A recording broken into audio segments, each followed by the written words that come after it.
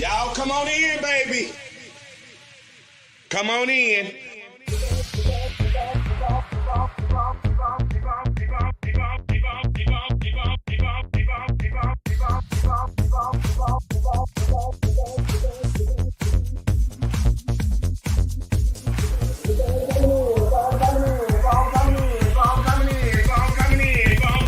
I wait for everybody to come on in. Come on in. Come on in. Come on in.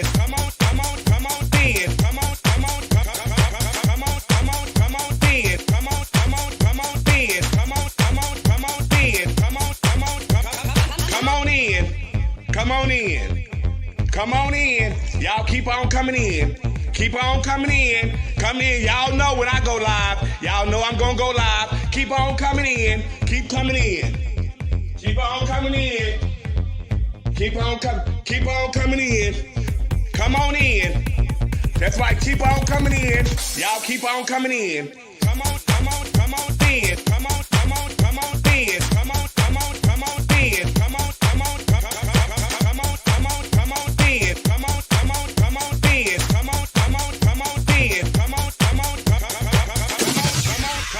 on in. There's no budget here at the Boom Boom Room.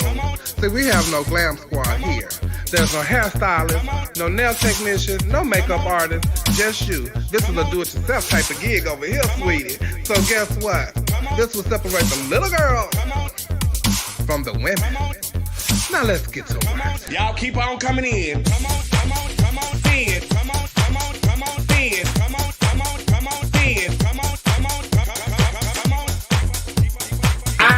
Well,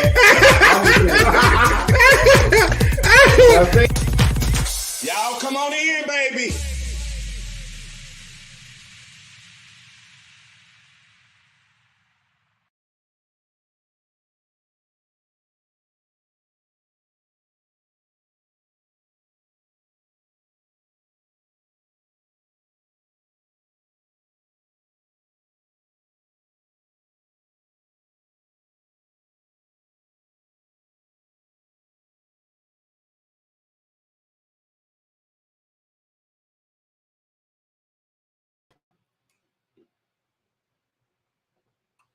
Hey, everybody, and welcome back to Our Point of View. It's a Wednesday night. I want y'all to what? Click like, click share, and share this live, But we are back. We was on a little vacay last week. I'm glad to be back. Hi, Coco. hey, how you feeling today? I'm feeling good, girl. I'm feeling real good. Better days are coming. Who sang that song? Leandria. Okay, who was that? Leandria Johnson. Oh. Hey, hey, Reba. LaVon, Diamond. Who else in here? Dominique. Everybody. Who else? Noodles. My sister Roy. Everybody in here. I don't know why all the comments are not coming up. I don't know why, but what's going on? But hey, I love you, Kathy Brown. So yes, child, we are back, and we got a little light to talk about tonight. A little light show, just 3 pages. Yeah. That's it. I hope everybody had a great week. Hey, buddy, how you been? Child, so I hope everybody had a great week. I really did. I enjoyed my time off. I think we kind of came up with a finale date in July, and it's not going to be in Houston. It's possibly going to be in Atlanta, Georgia. So I hope that you guys will be able to attend. But once we finalize everything, I would definitely get that information out to you all so y'all can see what's going on with Our Point of View and the finale of the show, which will hopefully be in July. So let's pray. Hey, Tasha Long. Hey, Kiyoka. I want to give a shout out to my girlfriend, Kiyoka. Hey, I love you. Thank you for inviting me to your beautiful home and making and cooking me some crab legs and steak. And it was absolutely amazing. Wow. Yes, girl, king crab, snow crab, grilled steak, and all kinds of. The boom package? Baby, I had a good time over there and thoroughly enjoyed myself. It was Easter Sunday. Oh. And that's what I did for Easter Sunday. I spent it with Kiyoka at her beautiful home, and we watched the Versus I forgot about that. Did y'all get to watch the verses? Verses? Yeah. It comes on Instagram. Wow. But you can go and watch it on YouTube, and it was Mary Mary and BB and CC Winan, and it was absolutely amazing. It was really, really amazing. It was really good to hear their music and all that, because I love both of those groups. And it was just, Chad had sent me through a tailspin. You know, I was in there bawling, crying, and all kind of stuff, Chad. Yeah, Chad, you know, because girl had been going through it for the last couple of months. So, you know, I got to get my judge and listen to them. So, yeah, and then from there, while I was there, I worked at Marty's, of course. I do that on Saturdays once a month over there at Marty's in Dallas. And Kyoka is very supportive. Every time I'm in town, she comes to support me on the show. Even when I'm not in town, she supports the local drag down there. And I met Kyoka through Savannah Westbrook. So she's a Hey You, I Love You, part of the Hey You, I Love You crew. And the Hey You, I Love You crew, Savannah Westbrook and the Westbrook Cabaret is awesome. So if y'all ever get to catch the Westbrook Cabaret, y'all go and catch it. And you can catch Savannah Westbrook going live anytime throughout the day and all that. You know how she do, Jim. So, but while I was in Dallas, I was there for the Disco Divas in Dallas. And we performed at the Winsmere Opera House, and it's beautiful, beautiful, beautiful. This is the cast of the Rose Room, and Josephine O'Hara, Raja O'Hara, and Glam Davenport, and myself was special guests. And it was a humongous stage. Look at that. That's beautiful. That is the Winsmere Opera House. Winspear Center Opera House. That's what it's called. Lovely. It's beautiful. It's really beautiful. That stage wore me completely out.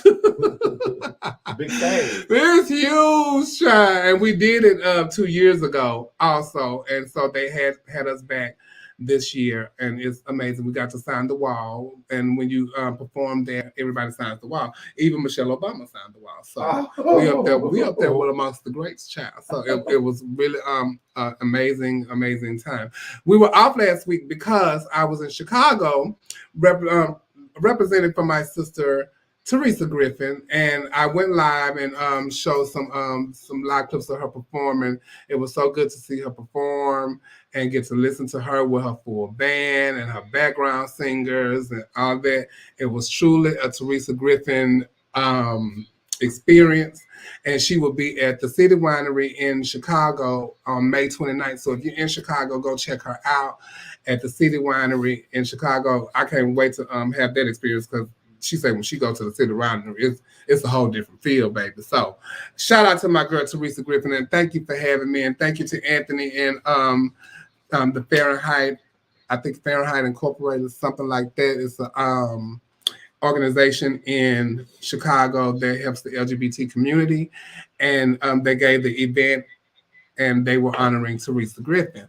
Hey, Flame Monroe. Flame Monroe is in here. Shout out to Flame. Y'all go follow Flame on Instagram and Facebook and YouTube and all those wonderful things over there. She's doing wonderful things, and she's celebrating her birthday in July.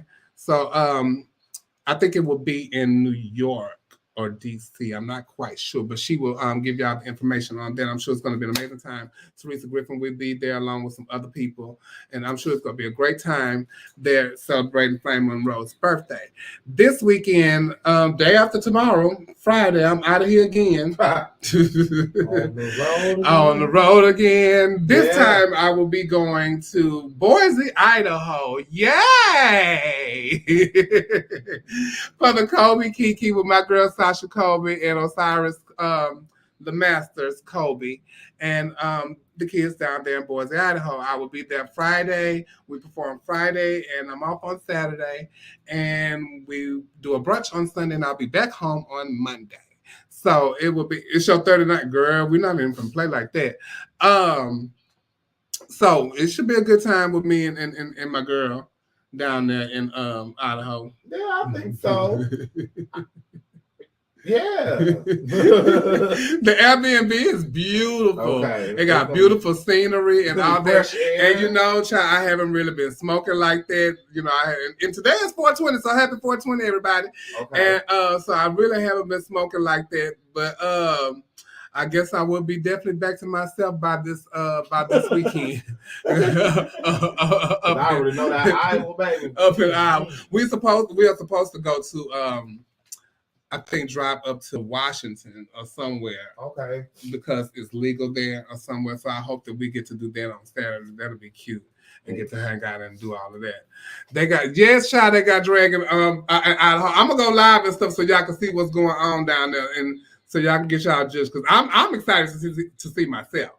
Cause you know, you think like cornfields and like that's what I'm thinking. Yeah, like cornfields, a lot of field. A lot of field. a lot of white people. A lot of white people. A lot. It's gonna be a doozy shit. But I'm excited about it. Nonetheless, I'm excited about it. And I will be giving up also once again in July 12th in Orlando, Florida. I will be giving up Miss Glamorous plush because it is my 10-year anniversary of being Miss Glamorous, and I'm the only plus size girl to ever win the title of Miss Glamorous. So it's only fitting for me to give up the plus division. So we will be in Orlando, July 12th. For Miss Glamorous Plush, and all these fabulous contestants will be competing. So get your tickets now. And they also have a 2-day special running because Miss Glamorous Newcomer is the night before, and there's a lot of those contestants that's going to be. So it's a filled weekend full of drag and pageants all weekend. It's a glamorous weekend in Orlando, Florida, the 8th through the 12th. So if you're in Orlando, even if you're not, come down and get your judge. And then, as you all know, I will be giving up Miss Universal Show Queen in Hawaii, and I'm so excited about that. October 8th in Honolulu, Hawaii, at the Hawaii Convention Center. So if you're interested in competing or even coming, just hit me up, and I will give you all the information that you need to know about Universal Show Queen. And also in October, I will be going to Divas and Destination with No Boundaries Travel, October 31st and through November 4th, I think it is. Mm-hmm. It's an all-inclusive resort. All your drinks, all your food, everything is included except for your extra packages that you would like to have, like the events and all that stuff like that. But with this package, you do get entry into the Divas and Destination show. It's a wonderful time there at the Riviera I can never say that word. Riviera Maya. Maya, Mexico. Girl, look. And I said I want to smoke, and I might need to smoke just. Okay. It does help me focus, child. So, yes, that's what I will be doing. And if you want to advertise here with us at Our Point of View, please hit me up. Oh, there go the rooms right there. The rooms are absolutely beautiful, y'all. They're very comfortable. Every room has an infinity pool. That was my room right there. Back it up. That was how my room looks right there. But I had but my pool was in the front of mine was like deep, so it came up to here on me. Ooh. And then as I walked through it, like got shallow, but it's beautiful. And you can walk through the whole like pool area and all that. It's so amazing. And it's $1,079 for 2-person occupancy, and it's a great time. It's a really great time. So. I hope that you guys can join us during that time. And if you want to advertise with us here at Our Point of View, please hit me up with one of the panelists here on Our Point of View, and we will definitely advertise whatever you have going on your businesses, shows, whatever the case may be. We will advertise it here at Our Point of View. All right, Jen. All right, we're going to bring in our panelists right now. Don't forget, I asked y'all to please. Oh, also, and if you want to donate to us right here, Our Point of View, please donate to us at $OPOV 2020 on Cash App. We will greatly appreciate it. Our donations will help us to produce a great show and for the finale. Right now, let's welcome in our panelists. Let's start with Neil Dupree. Hello. What's going on? Chilling. Just finished talking with my sisters on the phone, kikiing with them, and now I'm gonna do this, and then after this, I'm gonna go out. You going out? Yeah, I got a friend having a 420 party, Oh, you don't even smoke, Joe? I don't, but I like to be around people. Let's welcome in Dominique Sanchez. Hello, everybody. Hi, How y'all sis. doing? Good. How are you, girl? I just realized, girl, you out tonight. Well, you know, I don't work on Wednesdays anymore. I told you. Remember, I told you. I said I'm done. Oh yeah, after that last right. After the When I was in the parking lot. car. Yes, girl. After the parking lot situation, you got us out of here, honey. I'm out.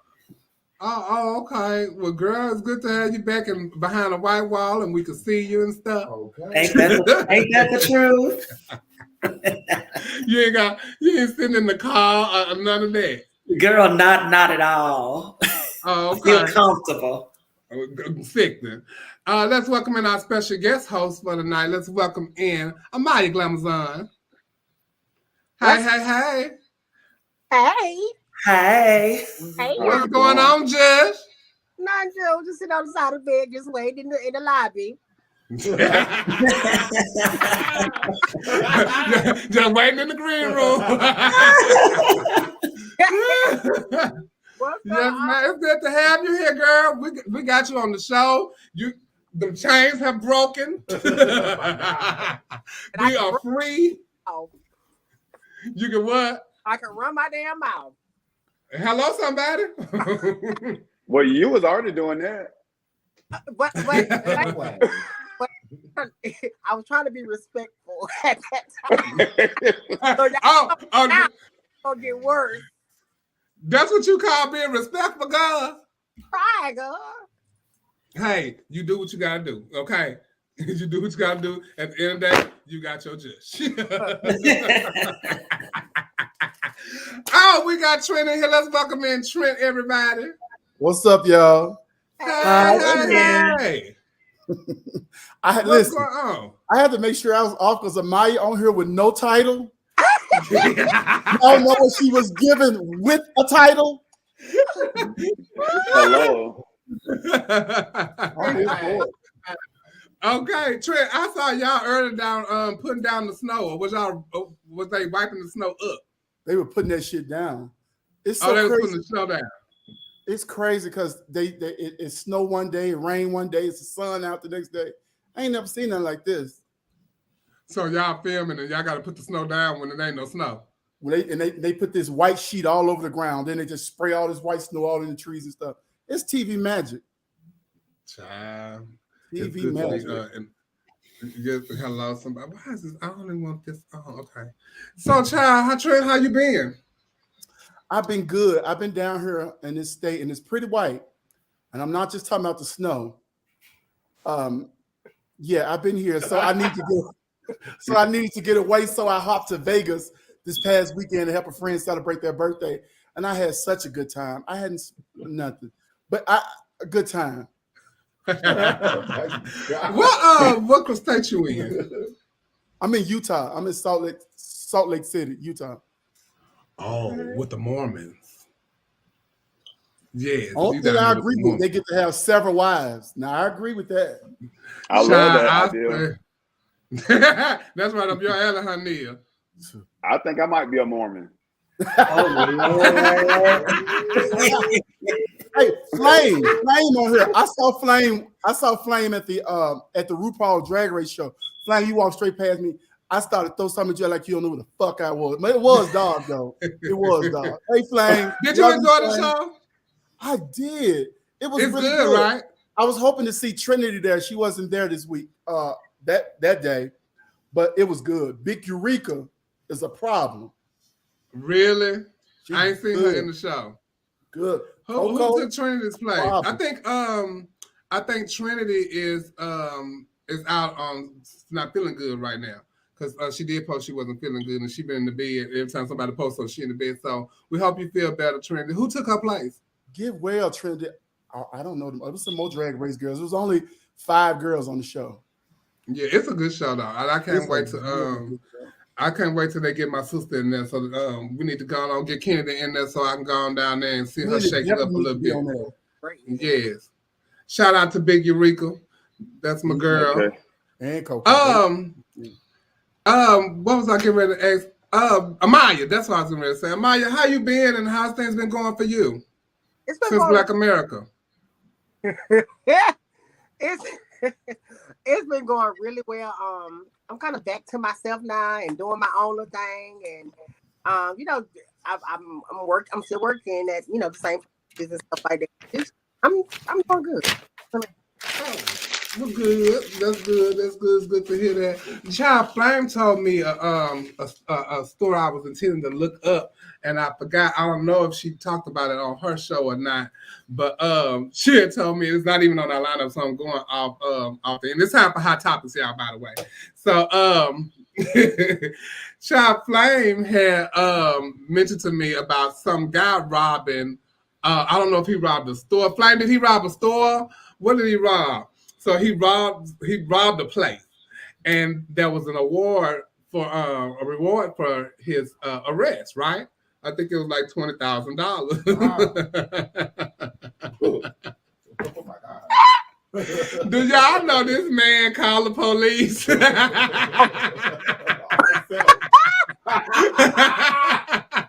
and turned himself in. Oh, it was the train shooter. Oh, she said it was the train shooter. Oh, in New York. Oh, in Brooklyn. Oh, so he called the police and told them to meet him at the McDonald's in 2 hours. Oh my God. He turned himself in and he won his reward money. Whoa. Whoa. That's gonna help out with his bail. But wait a minute. But wait, how you gonna call them and tell them I'm turning myself in, but I want y'all to give me my reward for turning myself in? That is crazy. You're supposed to call your uncle, your cousin, or somebody. He didn't want to share. And say, okay, this is what we finna do. I shot up the train, right? And I need to turn myself in. We gonna what, girl? We gonna bust it down the middle. We gonna bust it down the middle. Knowing him, he probably say, "No, I'm gonna give you probably like 5,000."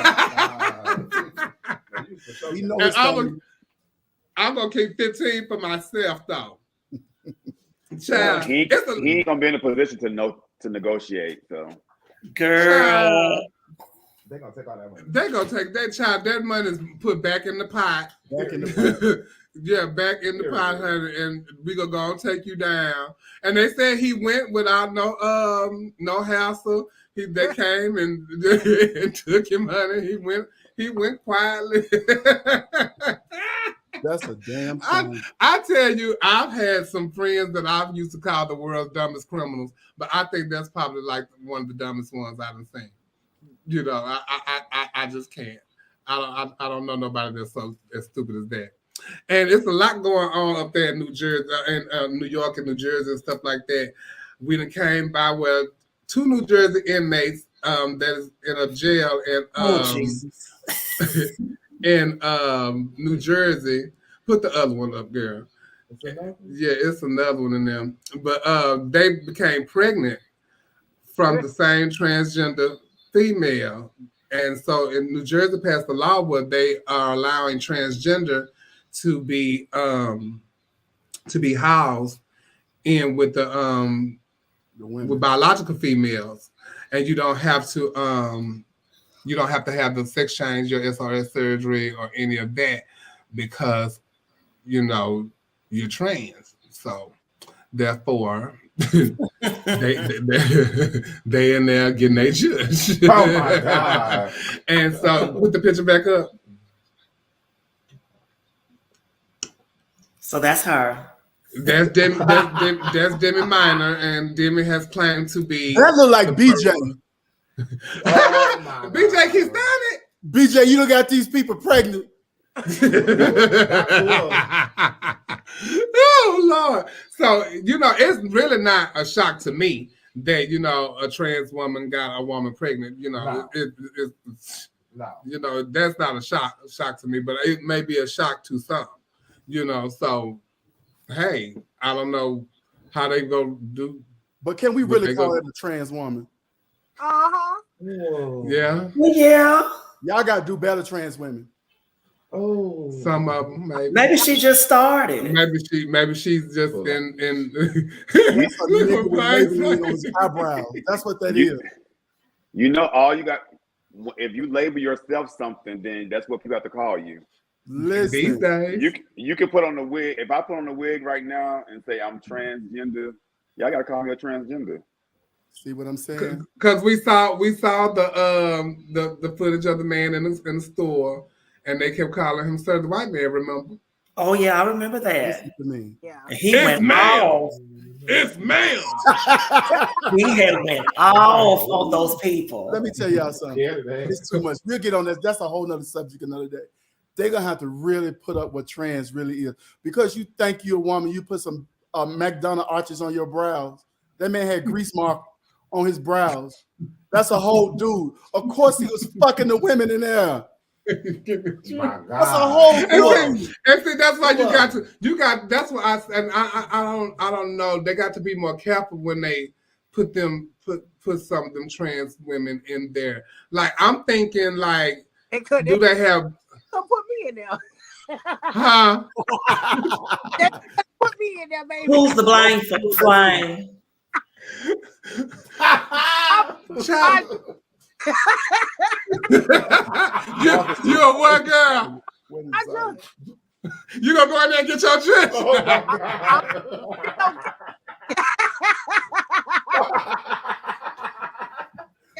Okay. That's how you need. you know, that's my thing, girl. I do my time just fine. Girl, if I tell you, see, and I Yeah, always you're thought, right, flying. if you know, they got to be more careful when they put like certain trans women in there. Like, I wonder if they have like breasts or and not the flat chested ones. I'll be worried. Let me ask you this: What does sex got to do with the crime you commit? What that got to do with anything? Well, when you saying you trans though, and where they gonna house you at? But what I'm saying is, like they're putting them in together. They're getting pregnant and stuff like that. Okay, but I mean, because so you committed a crime, you can't have sex. Yeah. Oh no, not on their Not in vacation. prison. No, You're not on vacation. no, you can't have sex. Yeah, no, you sure cannot. No, Yeah, you get in trouble. You get in Even trouble. even if two, I got in trouble. I'm still happy. You gotta finger yourself while you in there. You sure, honey, they got to do something. You on punishment. You ain't on vacation. I didn't. because even if two women was in there licking each other cootie cats, they gonna put them in solitary confinement if they Yeah, they cannot do that. I don't know. Now they got deadbeat daddies. The daddy will still be in jail with his grease marker eyebrows. How's they gonna work for the child? What we doing? How does that work? Do y'all think? Have y'all ever seen what's the show on Netflix about the women's prison? It's over the W, but they had the babies in the prison. Did they? I thought the state come and take them. Child, but I would think that the state do come and take them though. I would a family member.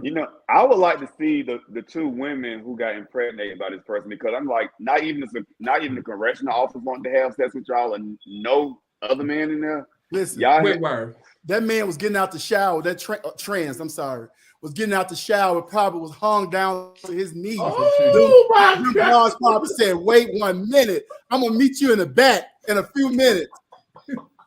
No. They just digmatized. No. And they in there with a bunch of women. So of course, and even if she do have breasts, so you in there with women and you see that, so girl, come on here and get some of this.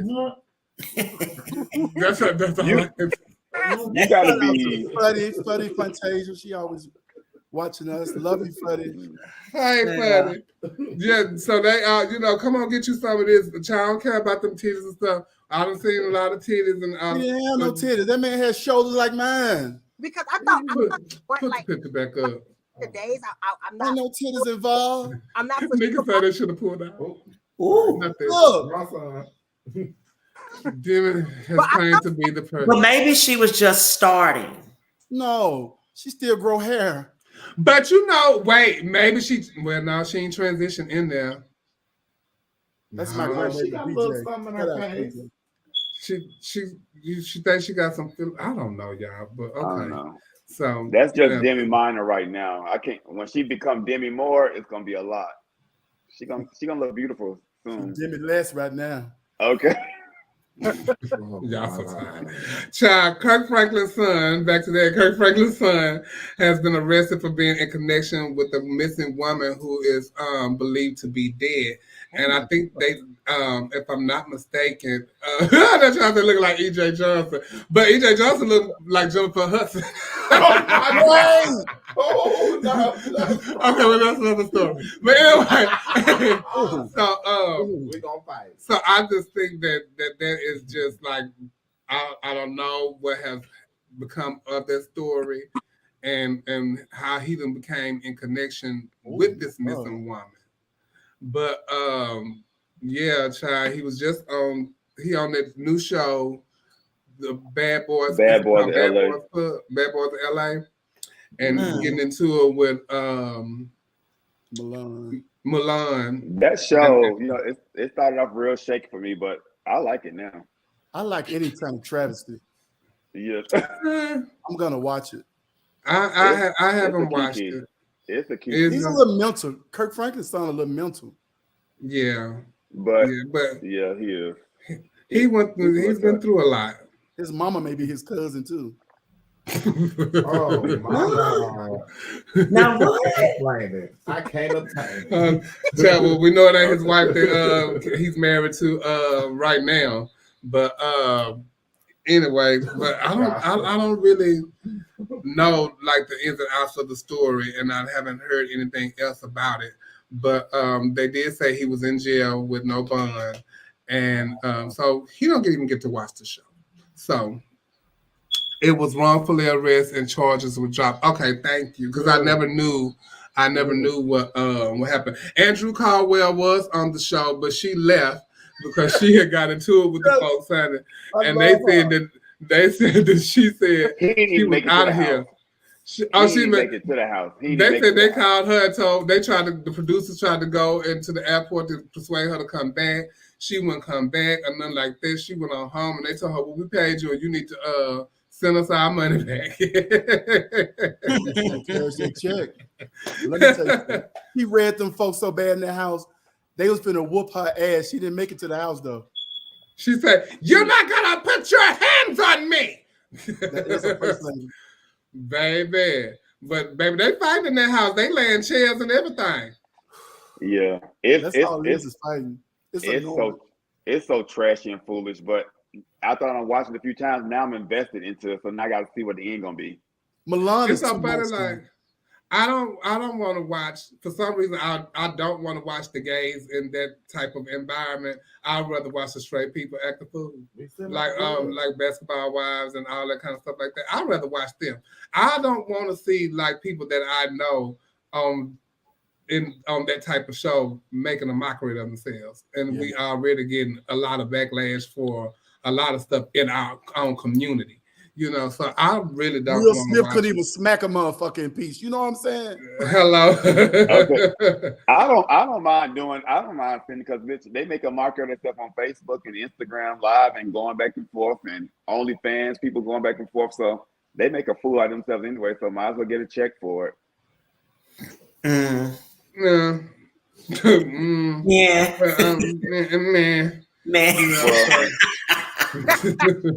I just said what I don't mind.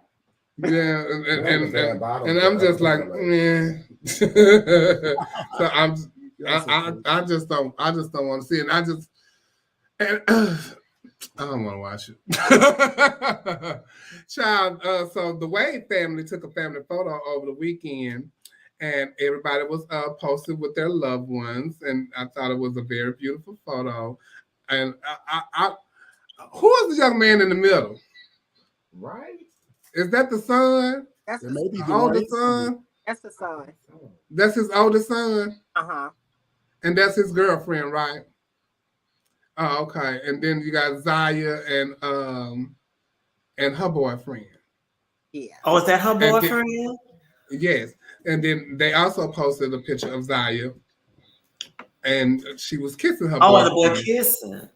Oh, And so okay. I think they had a problem with it because Zaya's 14, right? Yeah. So everybody like went on a rant about her kissing her boyfriend. Or what they talking about Zaya's shoe size? No, they was actually going up about Zaya's boyfriend being a trans as well.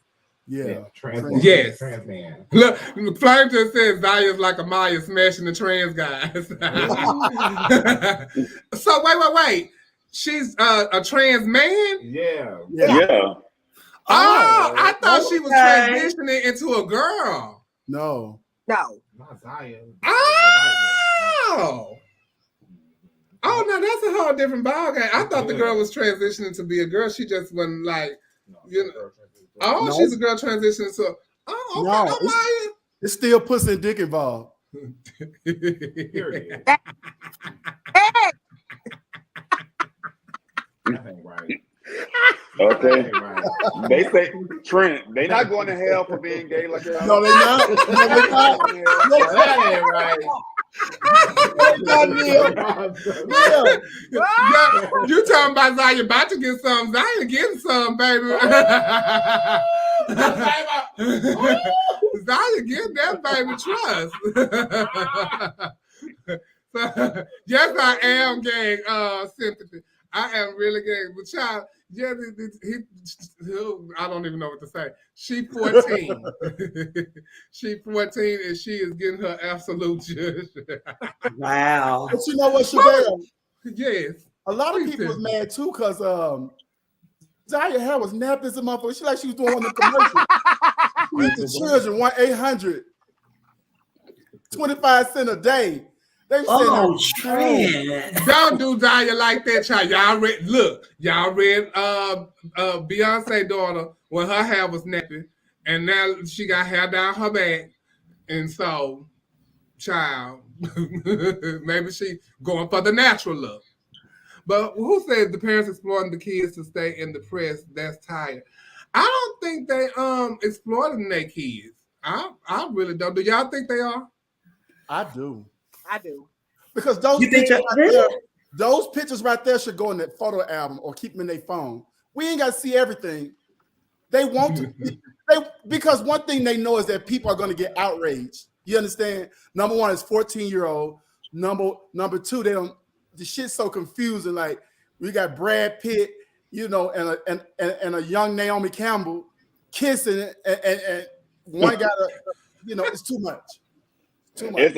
I mean, you're right. It's a happy Easter picture. They could have posted at least a bitch with an Easter egg hunt or something. I wonder who originally posted that particular picture, because I didn't see that on her thing. And then, so I don't know who originally posted that picture. Think back to your freshman year in high school, the folks was dating. Yeah, they were. Yeah, I was fucking Yeah. that 14. Yeah, I was fucking they that were. 14. Yeah, I understand it, but I wasn't right. I wasn't right in my doing. Yeah, you know, it'd be girls in your family having babies at 15. Sure do. Sure do. Yeah, so why Zaya can't kiss her boyfriend? And Because if that's the only thing she doing, I mean, hey, live your life. Because I was doing a lot at 14. So, you know, child, everybody was doing a lot. Because I remember playing hide and go get it with the boys. I sure do. You know what? And speaking of what? I never did that. I went right into the gusto. Like, I remember 7th grade, we was giving head to each other in 7th grade. We was just like, Now, let's wait a go. minute. Oh my God. Oh no, I wasn't doing it. I wasn't doing that. I was just Yeah. Neil, wait 1 minute. I wasn't doing that. You was sucking dick at 14. No, it was before. I was in 7th grade, so it was before 14. Boy, you got some throat. Yeah, you know, like when you was younger, you used to play. We used to like wrestle with each other, and my friend was wrestling and had his knees on my arms, so my arms like this, and he just took it out. And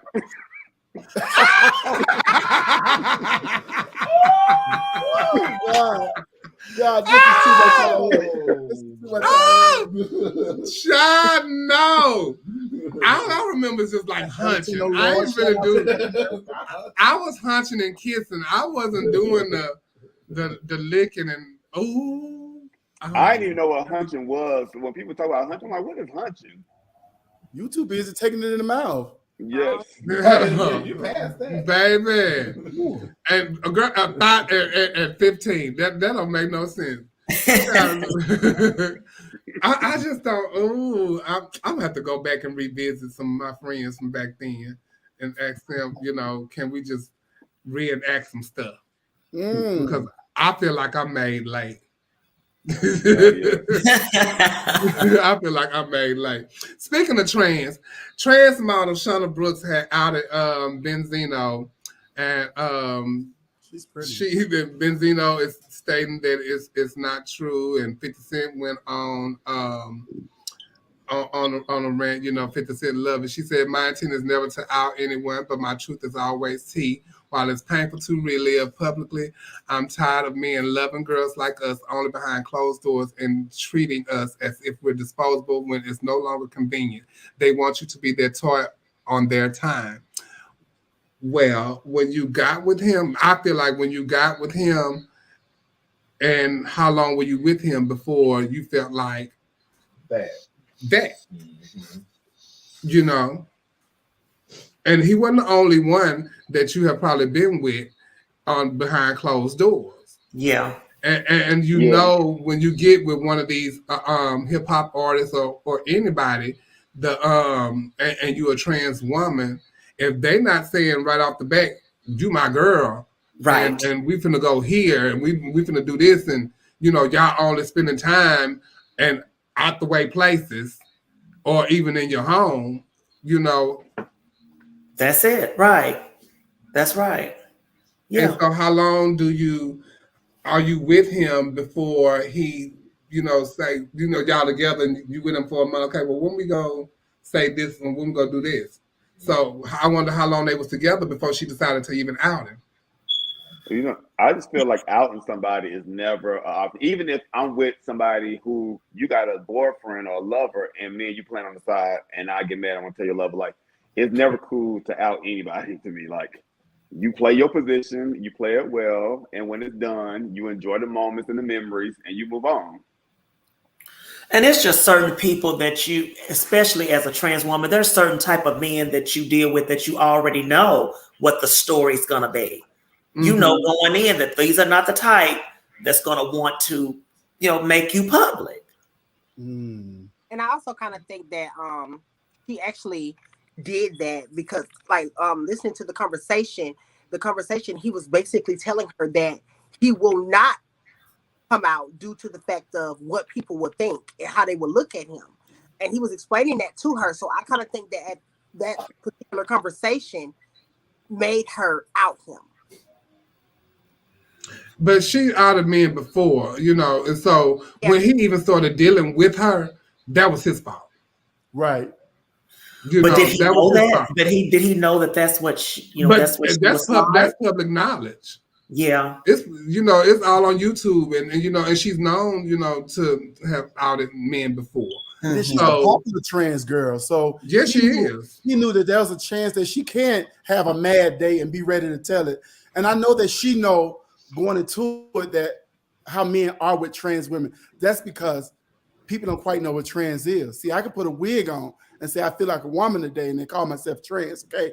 So when people think of trans, that's what they think of. Oh, you messing with a dude. But check this out. She knew what she was getting into, but I think her feelings probably got, caught up with him. She thought she had something because, he don't have a neck. And so she accepted him for his misfortunes and stuff. So she was thinking, well, you accept me even though I have transitioned, you accept me. So, you know, she wanted nothing, y'all. Nothing. And I just feel like, you know, she always, when something ain't going right with one of these guys, she out there, you know. And I really don't think that's fair, and that's why a lot of trans women have a problem with getting somebody to love them and truly be with them, you know, because they're afraid of the backlash of what might happen with their families, their friends, and they always scared of what people might think. So being a trans woman, you have to be cautious of who you are dating, and if you are gonna be that on the back burner type of bitch, you know. Yeah. You got to play your position, like Mia said. Yeah. It's a position. You play it. Yeah. She was in her feelings and probably listened to Regina Bell, Just Don't Want to Be Lonely, and made a post. Is this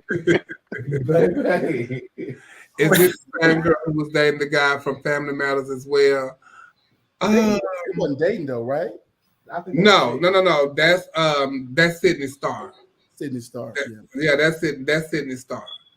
And unfortunately, we don't know the details of their relationship. But if a trans woman knows up front that a man is DL and decides to stay in the relationship, it's on her. Truth. Yeah, it's on her, you know. And so you can't be mad when he don't want to come out.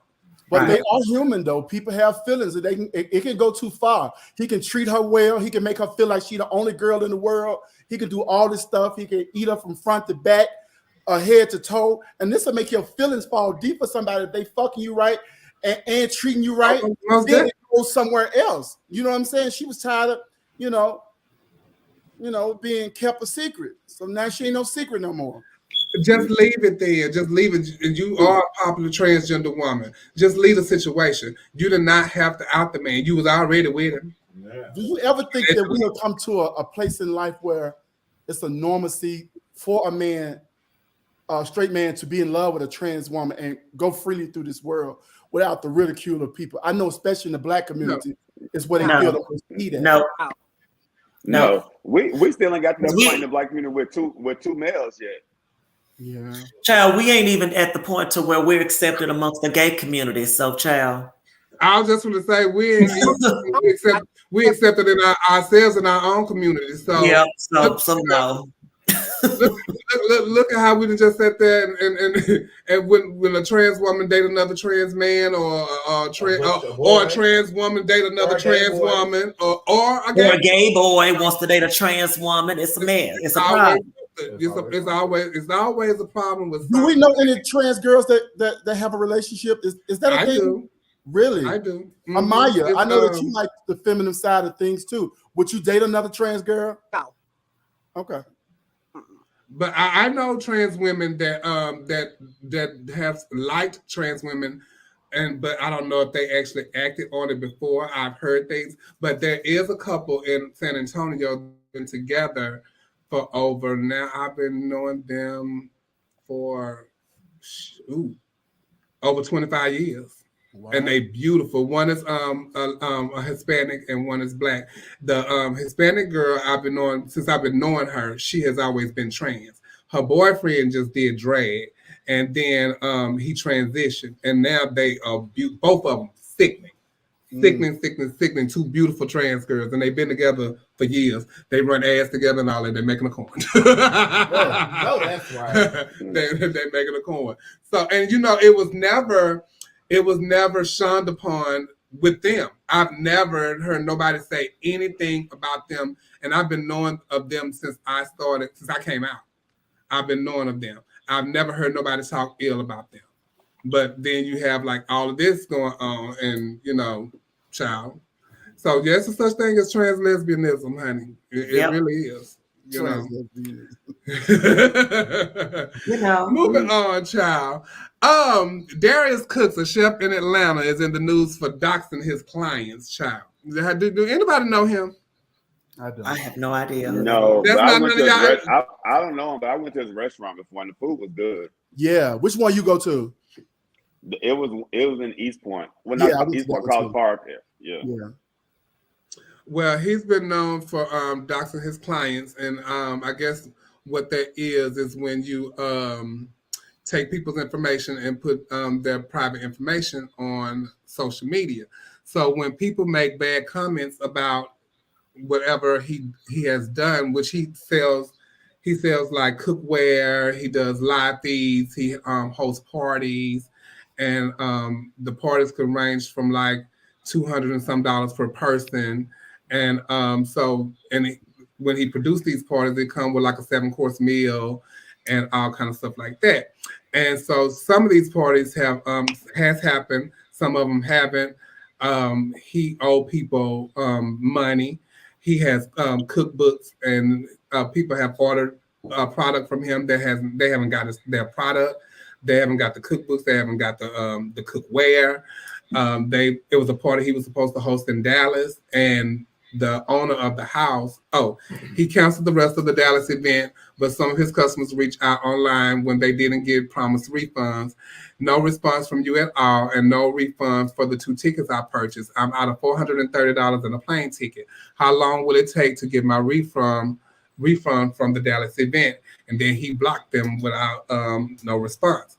And he also, when Williams ignored the complaint, some unhappy customers posted their concerns on his social media.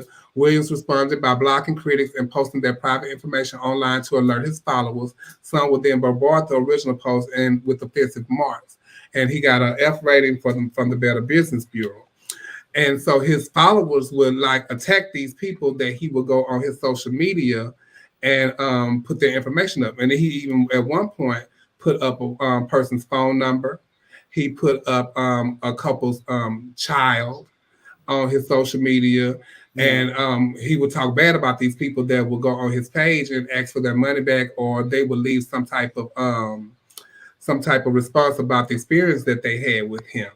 And so when they went to his house, he told them no comment and closed the door in their face. The news people. And that was at a house where he had an Airbnb. He rented the Airbnb to host a party. And once the person that found out what he was doing, they had asked him to leave that particular house because they said no parties, no big gatherings over a certain amount of people, and all that kind of stuff. This really puts a bad, taste in people for Black businesses. Yeah. And when they're doing something like that, and we always trying to say support Black businesses, but that man has really been making money, and he had, making money. He has like 3 restaurants. Yeah, he had to close. He had. And they said he closed them to go online and start hosting these different parties. Even someone that worked with him, they just started working with him, and he was trying to rent out an Airbnb, but Airbnb blocks him from being able to rent through Airbnb. And so he asked his employee if I could use your Airbnb account. And she, thinking, okay, well, why are you locked out? But she did it anyway, and she let him use the account. So in turn, when he had the event there, the Airbnb people reached out to her, and now you owe people, the Airbnb people, $10,000 because he trashed the house. Oh my God! And so she filed it or whatever. So she ended up not having to pay it, but it's the fact that he did that to her, and she was an employee of his. I think it's tacky, straight up tacky, that you would do something like that. And people have been following him and doing all that. So if you follow him, I'm not surprised. Because once you have a certain following, no matter what you do, you're gonna have some people that's gonna ride or die for you. And he got his followers that's gonna ride or die for him. Just a couple of weeks ago, Deidre was on him saying something, and people was attacking her in the comments because they were riding down for the person that she was talking about. So people, when they have their supporters, they are going to support you no matter what until they personally probably experience what you are going through. So I agree. Well, I ain't gonna do that though, because if you my friend or whatever, if you wrong, I'm not going to ride with you when you're wrong. I'm just not. Oh yeah, he definitely gay. especially when you're scamming and scamming people. And you're scamming people and you're putting their personal information and stuff like that online in order for your followers to attack them.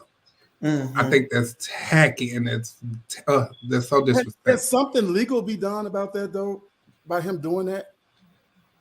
I think the people I think there's a lot of loopholes in the legal system. It's a lot of but they were trying to do something. I guess that was their way of putting it in the news, the people, so they can bring awareness to what he was doing or what he is doing to people.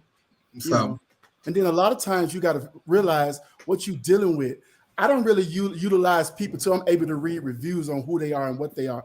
This man has been in federal prison and everything. He got out and changed his life around, but he's still with the same bullshit. He don't value these people. He made $1.3 million selling out for his events ahead of time. That's 1.3. That's a lot of goddamn money. You can make right on your shit. Again, another one of these motherfuckers who's talented because his food is good. I've been to his restaurant. His food is really good. Another talented big back, big body Escalade built motherfucker taking these people money and then basically fuck y'all. And he go live and he don't care. You know what I'm saying? The shit is crazy. No, he don't care. He's so unbothered. He's so unbothered. Even when he was when they came to the door of the Airbnb, the way that he responded to the news people, you said, "Child, I don't care." People kill you over their shit now. Hello. Okay. Hello. Kill you over their shit. You see Andrew Caldwell call him out? No. Oh Lord, that was a whole situation right there. No, I did not see that. Child, so if y'all know of him, please don't buy nothing. Don't pay that money because and don't buy no tickets. Don't buy no tickets to none of the to the little eatery things because he might cancel it, honey, and you ain't gonna get your money back. So, right.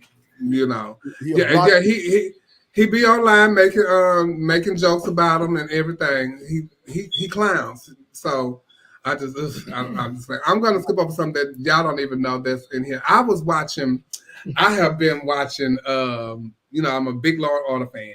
So I have been watching Law and Order since it came back on or whatever. Law and Order Organized Crime was out. So I kept seeing this guy. And I posted it today because I had, and I probably shouldn't have because baby, y'all went in under the post. I mean, they've got baby. But I kept thinking, I know this child from somewhere. And I don't know where I know him from, but let me think. Then I thought about it. I was like, oh, okay, but I wasn't quite sure. So I posted the picture of him, and then when I posted that, y'all was like, yeah, that's him. That's who it is. And I was like, oh, okay. Well, that's sick then. I think that's the T. So he's on Law and Order Organized Crime. He's been on Law and Order SVU. And if I'm not mistaken, he was on Empire for an episode, maybe. And I know he's done some commercials and all that kind of stuff like that. NCIS, Louisiana. He's done a lot of stuff, but he's also a porn star. And that's where I originally saw him. He did porn first. And so I remember when he started like transitioning into doing the commercial stuff because he changed his Facebook and he changed his name on Facebook and all that kind of stuff like that and tried to change his image on social media. And so I do remember him saying that he's going into that, but I found out today that he has always been into that acting realm, but he just his manager told him he needed to stop doing the porn in order to transition into secular TV and all that kind of stuff like that. So shout out to Antino Crowley. Follow him on Instagram. Y'all support him. He's really which ones? The porn scene. The porn ones. Because I ain't saw him talking about Law and Order yet. Yeah, I don't know about porn stuff. He's really good. He's really, really good. And so when he was acting, and I was like, the Law and Order. He's good in and both of them. He's good in both of them. I was gonna say, which one are you referring to? Flame! Yes, they do good. Yes, they do good. Yes, they do. But he's really good, like on Law and Order. So I was really excited, to see him on TV, you know, and finally doing what he really wanted to do. So and so when I posted it today, baby, they went in under the post and I should have just did what I and followed my first mind and did what I did anyway, which I went on Instagram and I messaged him and I told him and I explained to him, I was like, you know, I was kind of didn't know if it was you or not. He said, and guess what he told me? Hey sis, yes, it's me. Bitch. Then I tell you, I holler. I said, "Oh, we sisters." He definitely a sister now. I was like, "Well, congratulations! I'm so proud of you. I'm gonna continue to support and all that kind of stuff like that. I'm really proud of you and what you're doing because I remember when you started transitioning stuff into the television. So he said, thank you so much. Thank you for the support. We had a little conversation. And so, but yeah, maybe he said, thank you, sis. Yeah, it's me. Word. Baby, I hope. So also in the news today on Facebook, Coco Montrese made a post about drag girls wearing pedestrian clothes. Go back to the other one, the comment. Yeah, I need that first. I'm just gonna say it. Stop trying to make pedestrian drag work, and your bar owners who accept it are a huge part of the problem. The fantasy of drag is that it's larger than life, and you aren't authorized to change that. You can't claim to be upscale, but presenting ordinary streetwear. What y'all think about that? Amaya, you better take this one. Yeah. Go on, Amaya. I would have to agree. I agree. I believe that over the years we have dulled, so many people have dulled drag completely down and made it as though everyone have to be trans women or everyone have to be this and that. When we are on stage, when people come out to see, they don't come out to see what they see in everyday life. They come to see fantasies. They come to see something big. They come to see something different. So when you are at these different shows and all that, and you performing and you got a dress from Rainbows on, and you expect for people to give you what you came for, you're not giving me that. It's not giving that. So I have to totally agree with her. I think that drag is big. It's big, and that's what people come to see. I remember at the beginning stages of RuPaul Drag Race, and them girls was getting all that money, and then they would come to the club, and they would have on like them rainbow looking dresses and costumes and all that kind of stuff, and I would just be floored. Yeah, they have on the beauty supply wig and all that kind of stuff like that, but you get paid thousands of dollars. And I mean, like little cocktail dresses you can just buy from Ross. You know, the little sequin dress you buy from Ross, they coming out there on the show with the little platform heel and all of that.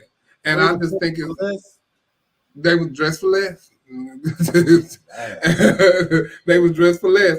And I just was not clear, you know, as to why it was never a topic of conversation to them when they get paid all this money and this is what you come out here in. But then you have the show, the girls that's on the show, that's your local drag girls, excited that these girls are coming. So they done went and got new stuff made and all that kind of stuff like that. And they come to the show with all their glitz and glamour. But you come out here with your little sequin dress on. And I mean, y'all still beating the walls and going crazy because this child was on television. Right. And I just don't think it's fair. So I totally agree. But Dominique, what you think? I mean, I think it depends on who you're talking about. Are we talking about newcomers here? Or are you talking about people who's been in it for a long period of time? Because I think that at some point, some people have started out that way. And then as you grow in the businesses and as you develop and as you learn, you move to a different plateau. So while I see the validity in what she said, but my thing is, remember, once upon a time, you were one of those girls. So let's. With that being said, how do they grow in the industry if every time they come out, they getting respected for wearing? Who are we talking now? But that's why I'm trying to address. Who are we talking about? I would think that Are we talking about newcomers, or are we talking about people with experience? I would think she was talking about people, her peers, the girls who's making similar money to her. Okay, now we're on the same page. But here's the thing, that as long as the public buys into it, and as long as the public continues to come out and pack these buildings out to see these people, why should they change?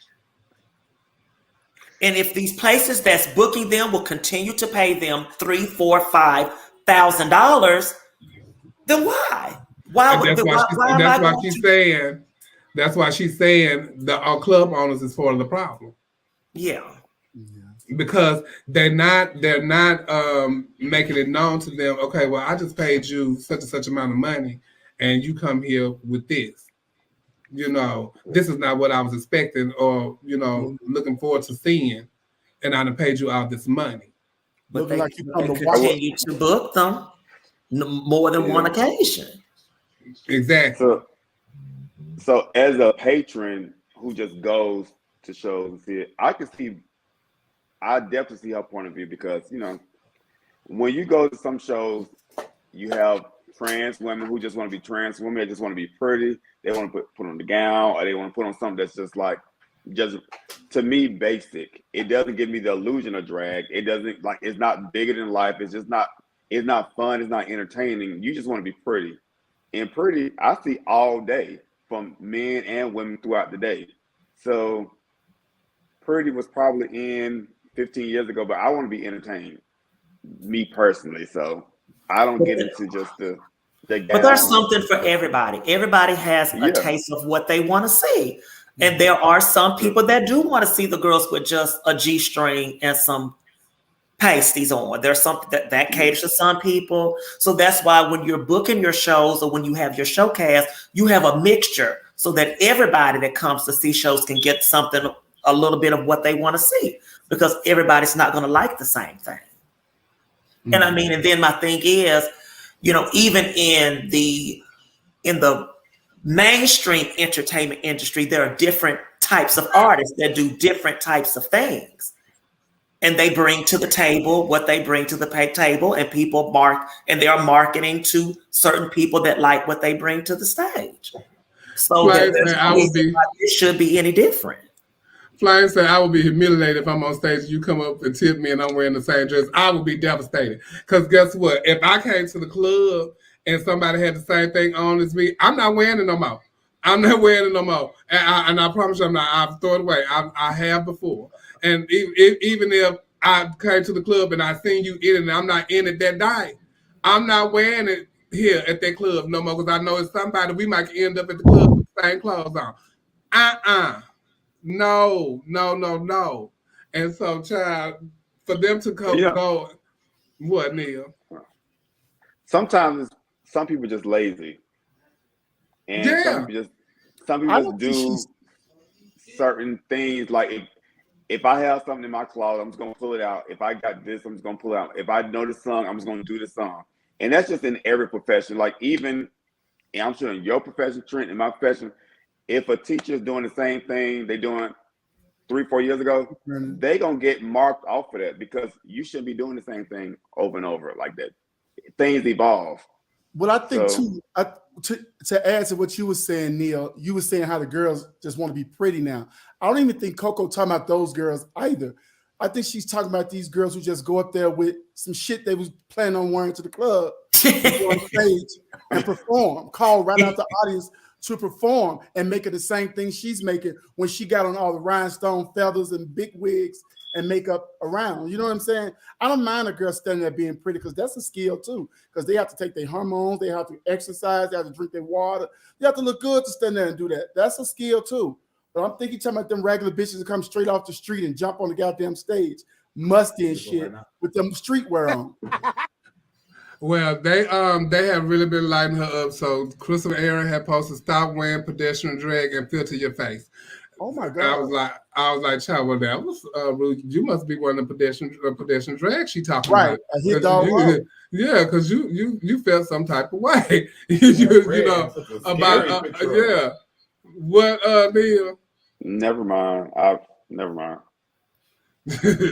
Now, Well, I don't speaking love of- her makeup here, but she is the person that can have that gripe because, like I said, I just went to Vegas and saw her show. It was fantastic. She did top-notch drag, her costumes, her hair, everything, and she emceed the show and moved the show so amazingly. So she is one who can have that gripe. Well, yeah, she can't have it right now, but I can remember when she was running for NBU and looking real orange and foolish. So you gotta give people time to develop into certain things. Well, Vegas say, what about certain artists and their look is pedestrian? You kind of look crazy doing Fantasia and big high hole drag. Well, no, not big high hole drag, but you could dress Fantasia up, and Fantasia Fantasia wear sequins and beads and all kind of stuff like that. Her performance, right? And you're her not stage her performance. No, you just doing so you don't have to wear like the pants and the little crop top she wearing around with her husband. You know what I'm saying? Right. So speaking of drag race, that brings me to another thing too. When people do certain artists, like you can just do the artist. You ain't always got to imitate the artist. Right. Like when I tell you, I probably have told Chevelle this, but I know I've talked to Nicole about this because like it used to aggravate the shit out of me when black girls used to do Mariah Carey and they put on the blonde wig and think it was Mariah Carey. I'm like, girl, you are not Mariah Carey. I knew you was gonna say that. I'm like, girl, just do the song. That blonde wig does not make me think you look like Mariah Carey. What they just was feeling the blonde? That's why they blow up like them. Do them like that. Bitch, just do the song. I wish you would too, man, Will, but it's okay. Oh, Chevelle. Baby, if I tell you that used to piss me off about that Mariah Carey, baby. Well, I ain't talking they be navy purple.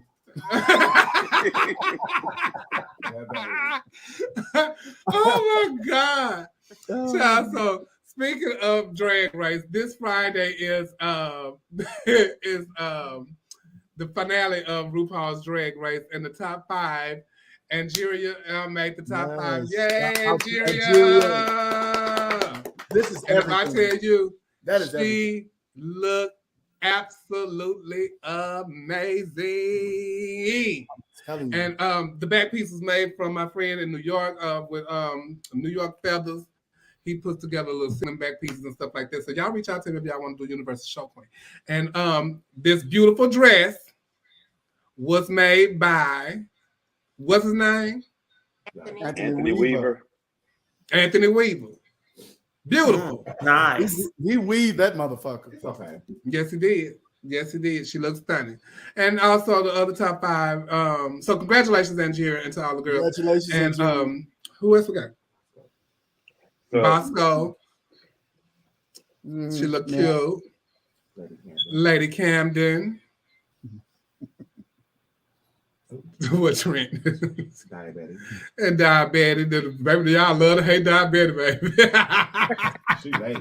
And Willow Peel. I love this season of Drag Race. And I end up liking it. At first, I was kind of in. And of course, Angeria is one of my old queens, so I'm always rooting for Angeria.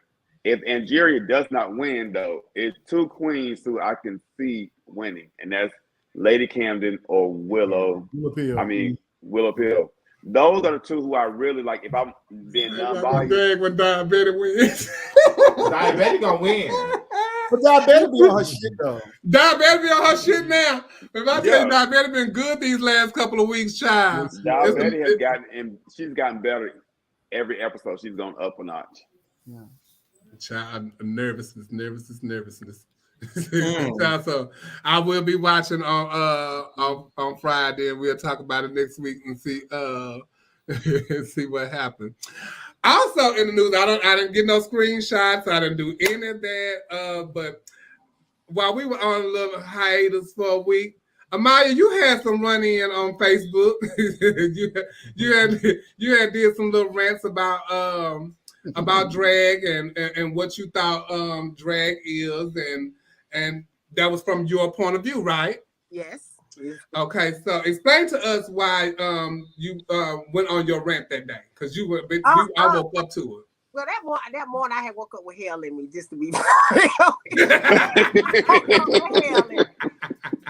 and I felt like being a damn mess because I could. And I just thought, and it wasn't, like I said, I wasn't directing anything to anybody in particular. I was just posting, back to back, just posting stuff. And you laying in your bed. Laying in my bed, girl. Laying in my bed. and I just posted, girl, and it went left. Like this. Yeah. It's a post ding, and then I think about, oh yeah, let me talk ding, and I just started posting. And girl, it just went left. Well, it started with the black spray, right? Who did you see with that? Started with me posting. Just because you put feathers and rhinestones on a garment does not make it quality. Oh, who came to mind and made you post that you had seen?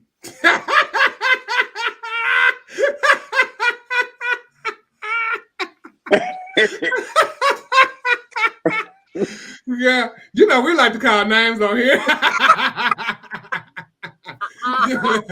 But did you see somebody though? Huh? Did you see something? Did somebody come to your mind? Yeah, it did. And going back to what we was talking about, I seen it, and I'm like, all these comments is up on there, and I'm like, I'm not getting what y'all saying. You know, just because she have a whole bunch of shooting out her neck, shooting off her ass, shooting out her ear, I mean, I'm not getting what y'all calling this. How is this quality? What was you I'm getting? looking at the damn seam. The seam is crooked. It's too short. It ain't hemmed. I'm confused. Who made it? Okay. Because all this stuff that you're seeing, I'm trying to see those same things, but I need more context. No, I mean, I'm overdoing it, but I'm saying, like, it was just, I'm not going to say, but some of the stuff that I see, people just give it so much and it's not giving it. And because I've seen girls compete and win, and the hair's not up to par, and you know they didn't put a topper on their regular hair, and then it ain't. And then after the end of the pageant, they go to the judges with it, and the judges tell them, and then they say, "Well, that's your opinion. That's not no fucking opinion. That's a damn fact. Some of the stuff are facts." I've actually seen it, and I'll be wondering, like, now how they get past them? Yeah. And you know, and I know in these black pageants it's subcategory, and it is hair and makeup in there. And so I'm like, okay. Don't say how I get past them at black pageants, because we just talked about Glamorous a couple of weeks ago, and they was giving out. Hold on, there's no no subcategory. no subcategories though. So that's what I'm saying. The ones that have subcategories, and they break it down. Those are the pageants, and mostly though the black pageants are the ones with the subcategories. Am I right or wrong? Yeah. Dominique, you've been in the pageants that you won had subcategories. America has tons of them. Name Diamond. So and they break them down, hair and makeup. And not all though, but even at Black Universe, it's just 1 through 10. It's just 1 through 10 at Black Universe. Yeah. But I do know that majority of them pageants have subcategories. They do. When I look at like the hair, and I'm like, because like you said, I see the black spray, and then they don't spray the oil sheet on it, so it's like going and into when this. They spray the oil sheet on it, it's like they just got to changing their oil and the shit fell on their head. And Amaya, you were so vocal that day. It was really funny too. It was so entertaining for me It was entertaining to me too. that day. And when you are vocal about how you feel about something, and you don't have to say one name, the hit dog starts to bark. Everybody, and I saw that when that happened, Jarvis responded. Y'all went at it. Tell us about that shit. Yeah, what happened with that? Jarvis, we talk about Daphne Star. Daphne Star. Shout out to Daphne. At first, you know, she had her comments or whatever under every post. Every post that I was posting, she would comment. She would say something in disagreement about it. And like I was saying, it was just me talking. I wasn't posting these things to have a conversation or to go on about why I feel this way or anything like that. I was just posting. So when she would comment, when he would comment, I would go and I would just respond, okay. So she'll go to the next post, comment, I write, okay. Then she goes to the next post. She comments, I wrote, okay, are you at me? So she's like, she didn't respond. She gets on her page. Well, a person that cannot explain their opinion shows a lack of communication. And if they ask me if I'm coming to them because I'm vocal about their opinion, shows me that they're immature. Okay, I didn't respond to it. Now I know she's talking about me, but I didn't respond. Goes back to my posting, start posting again. So she posts something else and she say, someone that wears nothing but stretch material shouldn't be giving fashion statements. I didn't say nothing about it. Goes back to my post, posting more. She goes and she say, a person that's been caught on camera coming out the fabric store shouldn't be having an opinion on anything. Okay, now, bitch, I got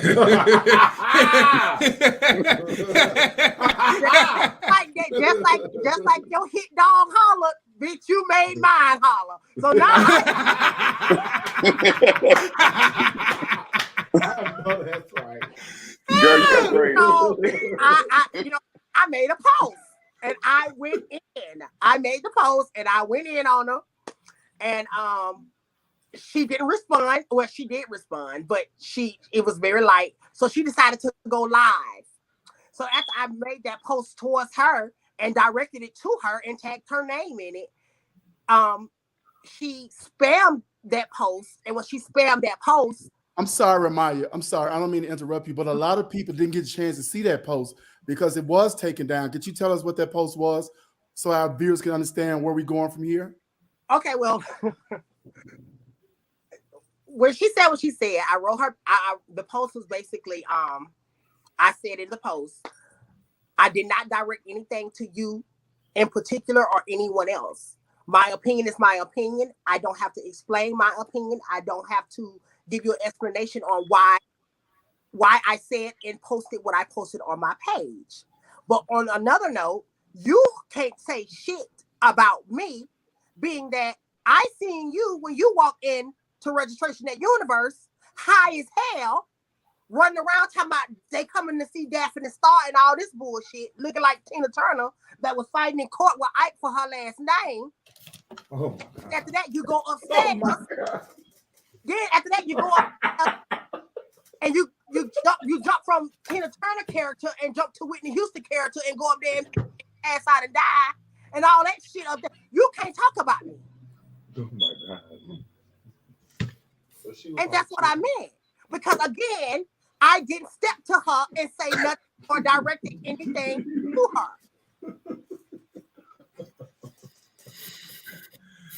Oh, so that's what the post said. Okay, and that's what prompted the live feed and all of that after that. Yeah, I added a little bit more just then because I got pissed off all over again. But that's what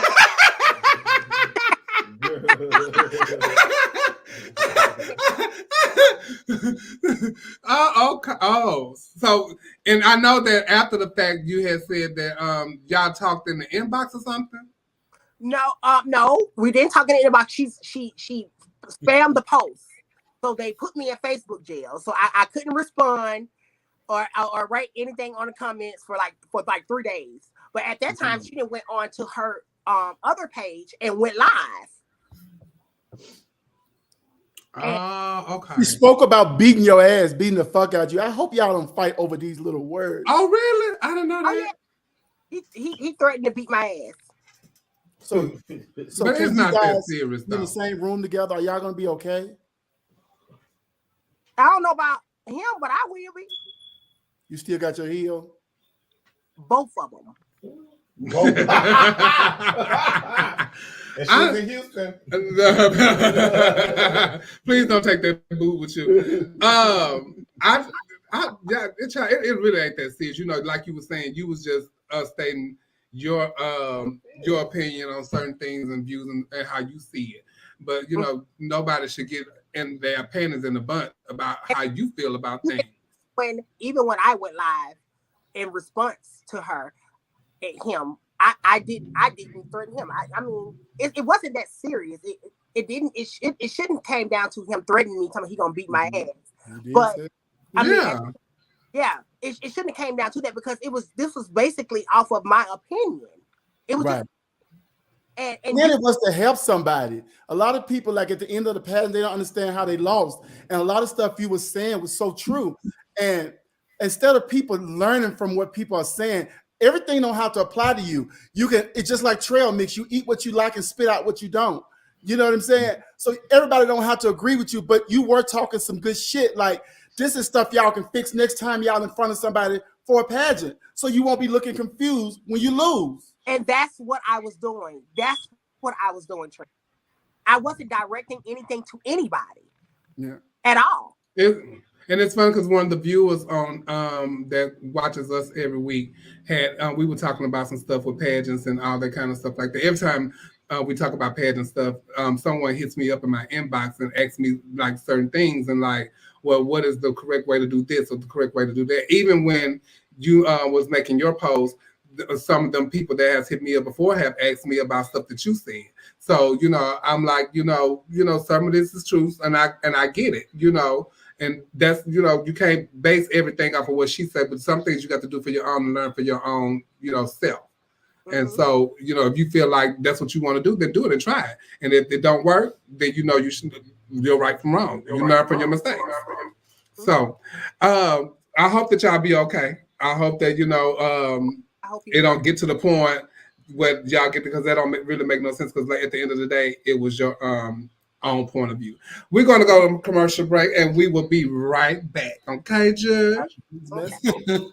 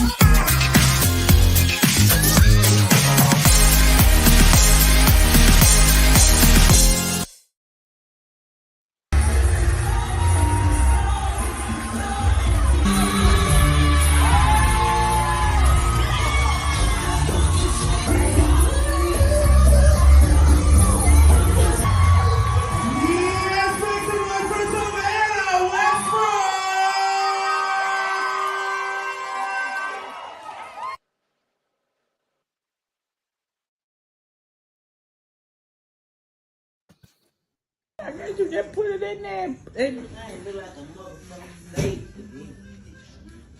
Fuck your plug thing up there.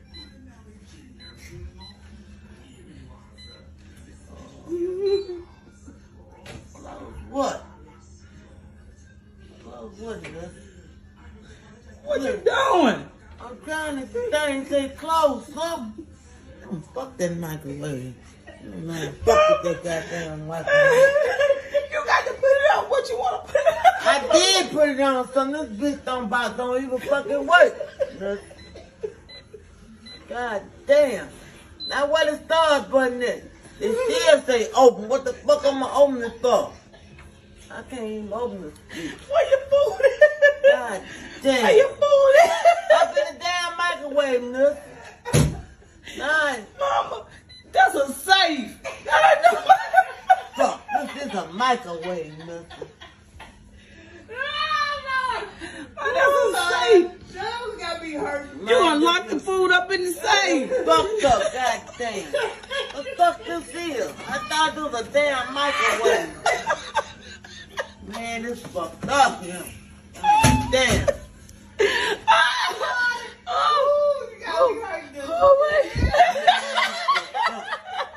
I thought that's a fucking microwave. You got the food out God, That's a safe. that ain't no fucking safe, man. That is. Well, we don't need no safe. We got no motherfucking money for you. Oh, wait.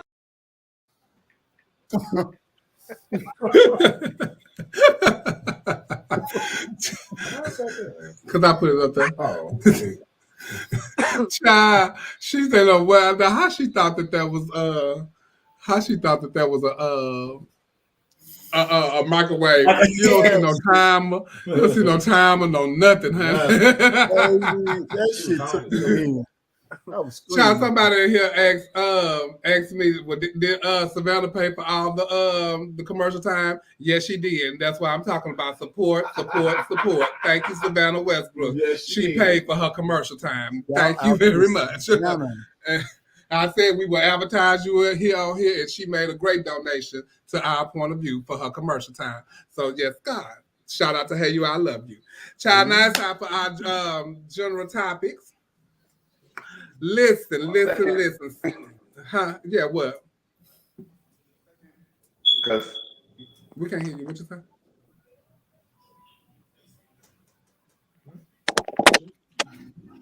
No. you get me now? We can hear you now. Oh, I was like, did I leave for a second? You did. yeah. Yeah, you left. When I tell you, my little date just started blowing up my phone. I was like, texting him on my laptop, like, I can't talk right now because I'm doing my show. He said, if you don't answer this motherfucking phone right now. So, I had to leave y'all because. I was wondering what happened. I knew somebody had called because I saw you doing this here. That's what I was like. I said, oh, they're coming in. I'm leaving this party and I'm coming over there.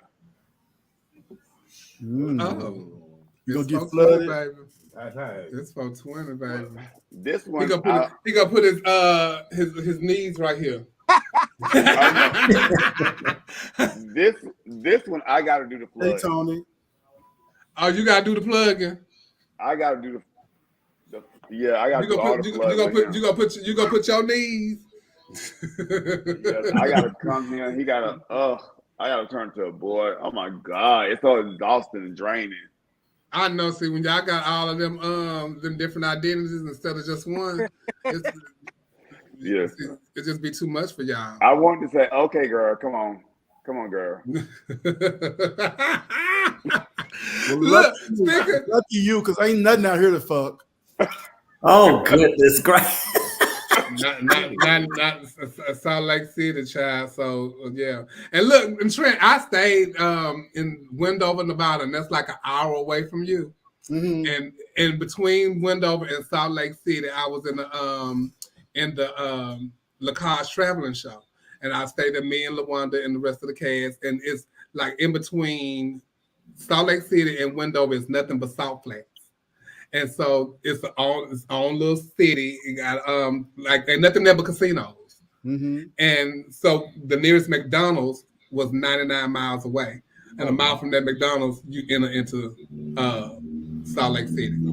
And I did that probably like when I was 17. So on our night off, which was like a Tuesday, we was dark on Tuesday, we would go to Salt Lake City to go shopping and go to the mall. The mall was beautiful, but they went to a club. I couldn't get in the club because I was 17. So all I can do is go to the mall and go sit up in this dive hotel that they had us in. But that was fun because I was 17, so I was doing what I do around there. So it is somebody. I know it's somebody. It is somebody there that's doing some bucking. Okay. That's hard. So you just gotta find them and you gotta weed them out. Okay. Child, look. So we were just talking about social media beefs and all that kind of stuff like that. How do you handle a situation when someone calls you out on social media? Amaya, you get called on social media. Respond back on social media. Do what? Respond back on social media. And so y'all can go back and forth.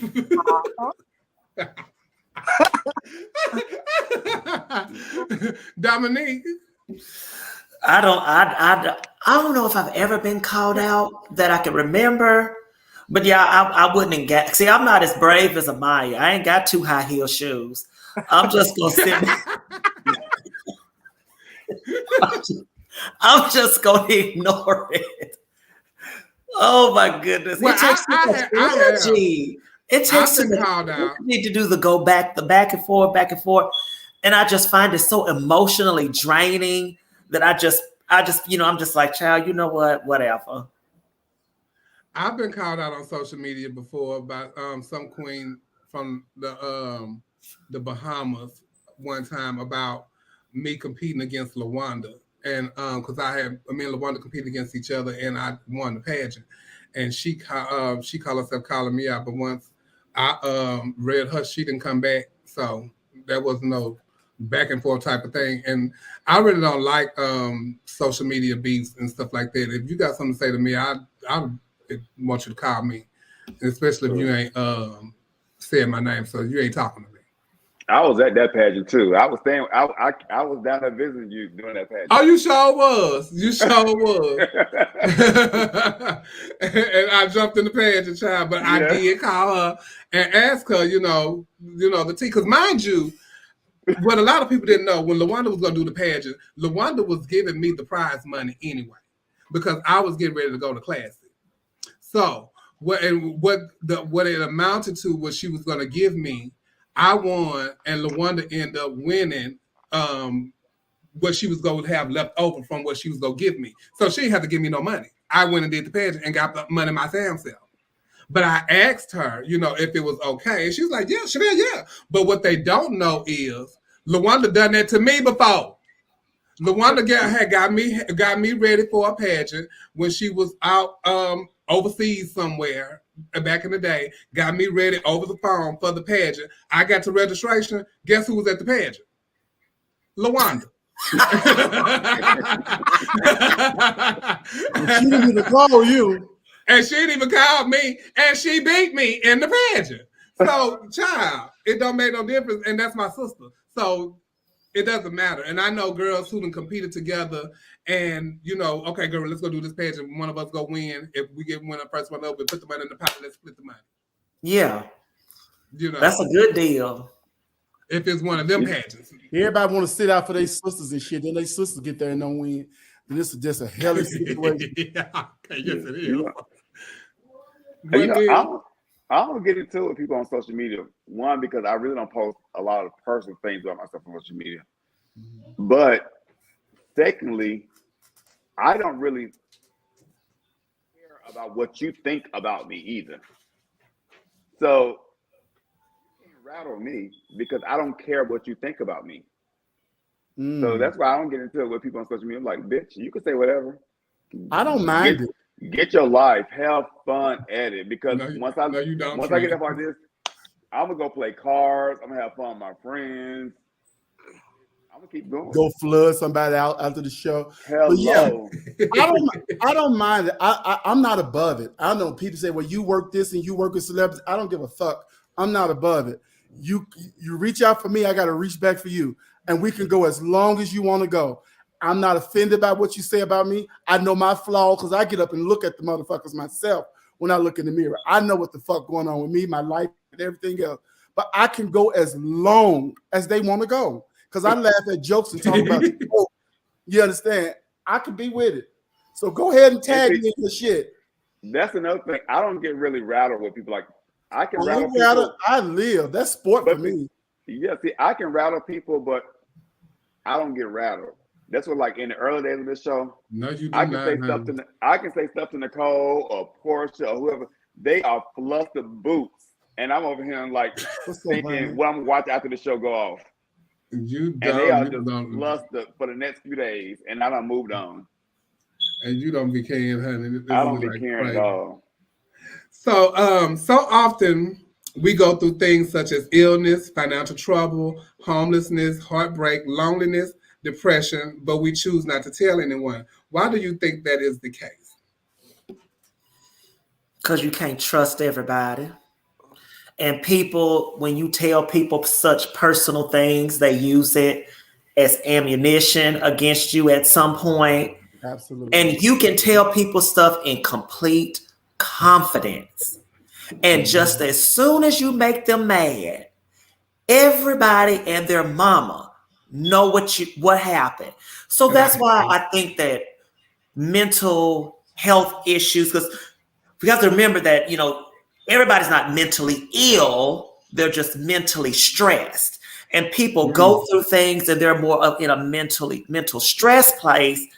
And because people are having to keep things to themselves, because as time goes by, you learn you cannot trust everybody. You just can't. And I think that that's the main thing, because people will pretend like they care just so they can go and tell. Well, she not as grand as she thought she was. Girl, let me tell you. It's I agree. And with me, I'm very like that too.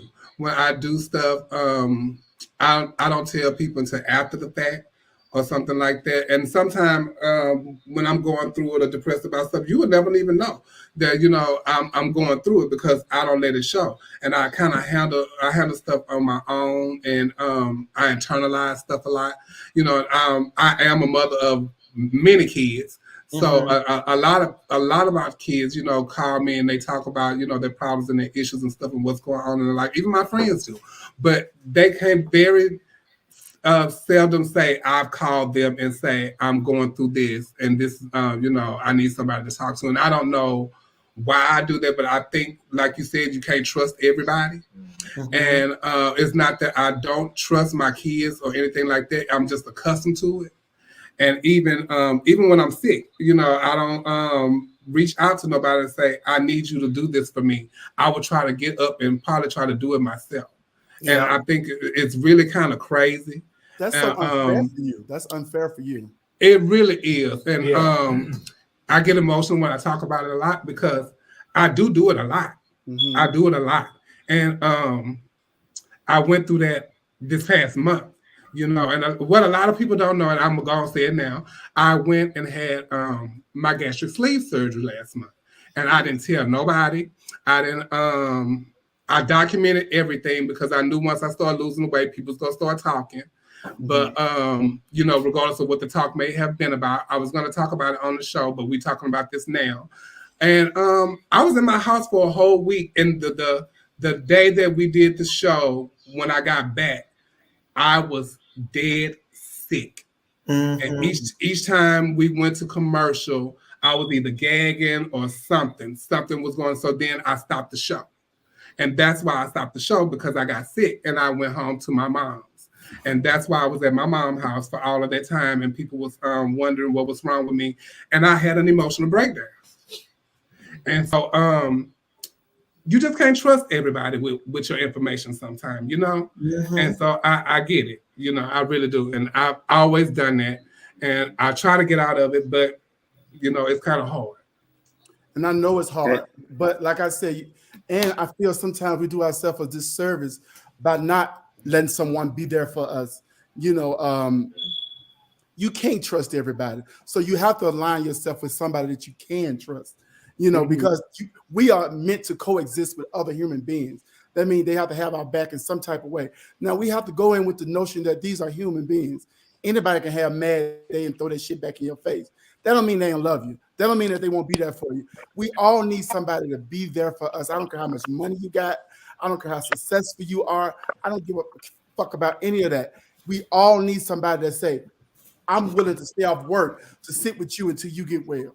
You get what I'm saying? And I'm sure, Chevelle, you have those people that would do that. And I think I do Yes. it because I don't want the disappointment of someone that I expect to be there and not showing up. Because and it has happened. It really has happened for someone that I really like love and they wasn't there. Yeah. And they knew what I was going through at the time. It didn't happen this time, but they just wasn't there, and it was really heartbreaking to me. And so I think that's another reason why, when it comes to that, all I know to do is to call my mom.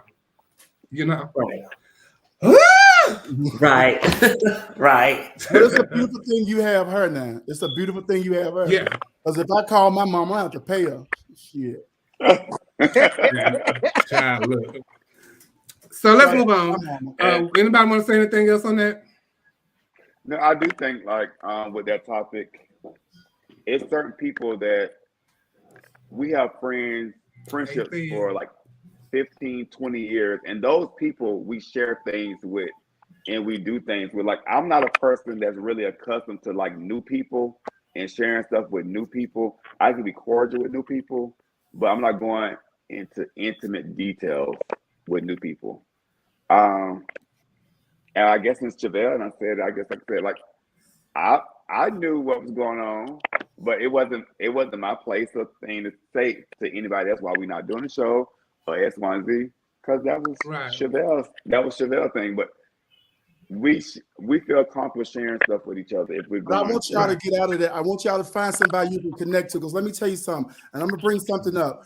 When people started making posts that wouldn't nobody take Tevin to the doctor, hadn't I known what Tevin was going through, I would have made sure he got to the doctors every fucking day he needed to be there. If I had to pay somebody to do so, you don't never know who God got looking out for you. Listen, birds fly around every day not knowing how they're gonna eat, but that's somebody throwing something on the ground, a piece of bread. You don't know how God gonna provide. So put yourself out there to be vulnerable enough to say, hey, this is my issue. Don't be embarrassed by what you go through. If I'm sick, I'm sick. If I got this, I got this. If I can't pay my rent, I can't pay my rent. If I tell you or not, the situation is still the same. I can't fucking pay it. So you never know when you reach out to people who will be there for you. That's why when you see people make some of these, what do you call those things people make when they need money? GoFundMe. It be people sending them the most money is people they don't even know. But you never know how God want to take care of you. And it ain't always got to be your closest friend. I'm gonna tell y'all this. It ain't got to be your closest friend or your family. You would be surprised. It's always gonna be the person that you would least suspect and somebody you don't know. That's right. And that did happen to me when I was when I had diverticulitis, my diverticulitis scare about 10 years ago. And when I didn't want to do shows no more and all that kind of stuff like that, and want to, because all the rigmarole we was having with shows and stuff like that, wanted to get out of it. And I had got sick, and I told Jerry Bird, you know, I was like, well, this is what's going on with me, and I hadn't told nobody, but I needed you to know and whatever. So he started the GoFundMe account for me, and then like that showed me the love that I was getting from my community and everything, because that really helped me like pay my bills for the months that I was out, you know, and wasn't working and all that kind of stuff like that. So I knew that I could not stop doing drag and stop doing shows because I am loved in this community. And so that made me want to be a voice, you know, for everybody that I can be and try to be as transparent as I can. But personal things, certain things I don't be transparent about because I just don't want to be that, you know, be that transparent.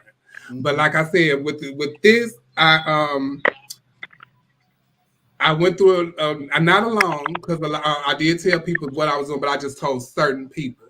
But I do get into a place where I do internalize a lot of stuff, and I deal with it on my own because I just don't want it to be, you know, all of that. Where was I going from here? Okay. Have you stayed at a job because the money was good, but you knew in your heart that things weren't right? Anybody? Well, I'm not a quitter, so if I start something, I like to see it through. Luckily for me, I get my job. Who's that clicking? I know Portia Paris ain't on this line. Okay. Okay. Luckily for me, my jobs last anywhere from a month to 10 months or a month to a year. So I get to change jobs many times throughout the year. But I have stayed on shows and movies and stuff that I was getting, when I first got into business, I was getting dogged out by other makeup artists that was in the game way longer than me because some of the actors wanted me to do their makeup. But they made it very, very hard for me. But I always say if I start something, I need to see it through. That's just me personally. I think for me, being I work in clubs, I never really had what I could per se a home club because all the home clubs I've ever had was very short lived. And I always get an offer to go somewhere else, but I stay because I'm loyal to what who I'm with. And if somebody gave me a chance, I feel like, they gave me this chance, I need to stick this out. But I've been at places where I just get so like, I don't want to be here. But I'm fortunate enough to where I'm able to book myself out so I can go away and I can stay away for weeks on end and then come back and I will be okay after that. So I'm fortunate enough that way because I do think that, being the play and what I do, that's money right there. I can't just stop that.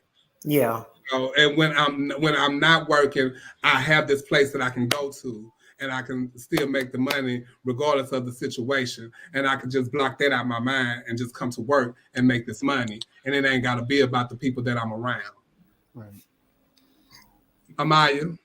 I've never really been in a situation like that, but I have been into a situation similar to that where it didn't even have nothing to do with me staying there because of the money is good. I've stayed because of the platform.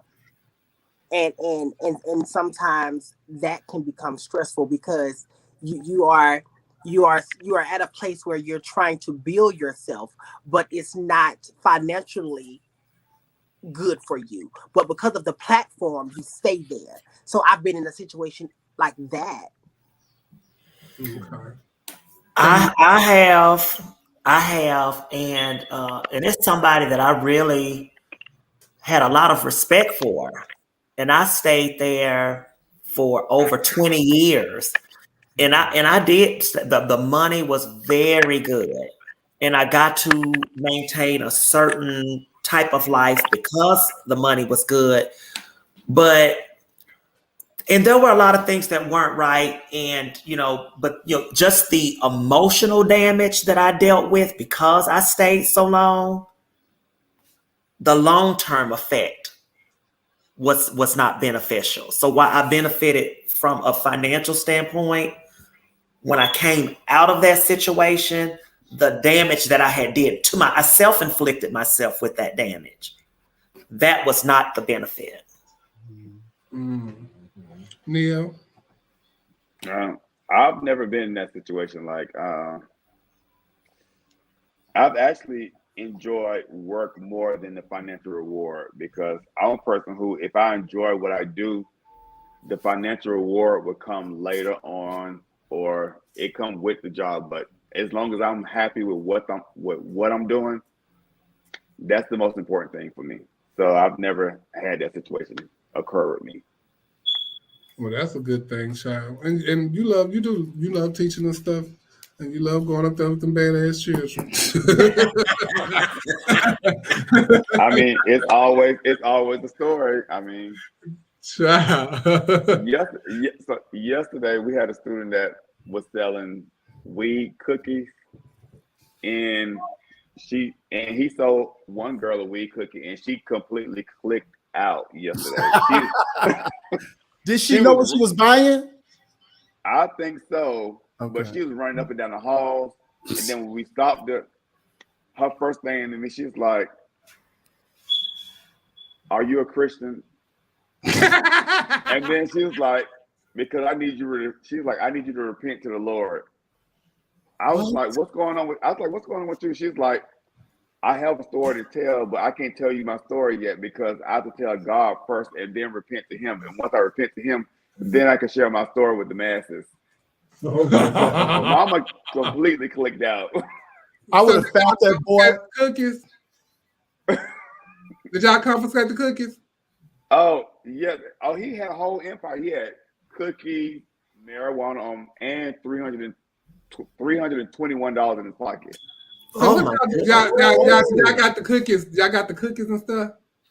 Well, when that happens, the school resource officer has to confiscate it, and I don't know what happens with it then. Okay, I need you to go back to work. Okay. They find out what they did with the cookies. And I need you to send me one of them cookies. Baby, that sounds like a good cookie. That cookie sounds like everything that I need. That sounds like one of them cookies I had in Vegas. The school nurse was like, I think it was something else in that cookie because we don't make you do that. Mama was running in the hall. I mean, she was sprinting down the hallways yesterday.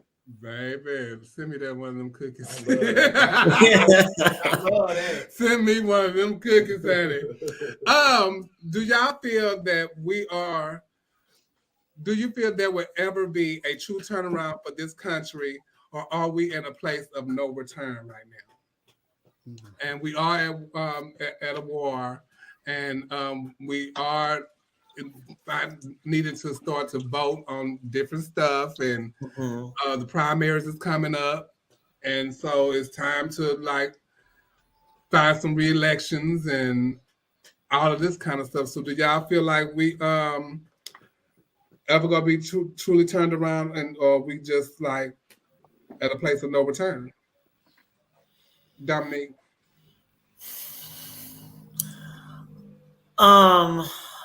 I kind of feel that, I mean, I'm always a hopeful person, but I kind of do feel like we're at a place of no return to what we remember, because I think that with the ushering in of, I mean, of course, it's always been there, but with the ushering in of Trump, I think that it opened a floodgate that we're never going to be able to close again. And I think that people are expressing themselves and saying things and doing things that they had not been empowered to do in such an open space before. And now that they have been empowered to do so, I don't think that they're ever going to go back to what we remember. And it's all his fault. And everything changed when he like came in office. It got worse. Yeah, because so many unorthodox things that you never would expect. Let's start from the top. From a president, he got away with so many things. And because he was getting away with things, it just trickled down. From there, as far as I'm concerned. But that's just my opinion. So, I think it's like a win-lose situation, or I don't know, because the more vocal he was, in return, it made Black and young voters in the Black Lives Matter, Me Too movement, it made all those people speak their voice. So the same way they speak their voice and spoke their voice, the people who rallied behind him, they were empowered to speak their voice too. So I think everybody is speaking their voice and their truth, whatever it is, on both sides. But in that instance, though, I just kind of feel like we as a people had no choice, because they were the ones that pushed first.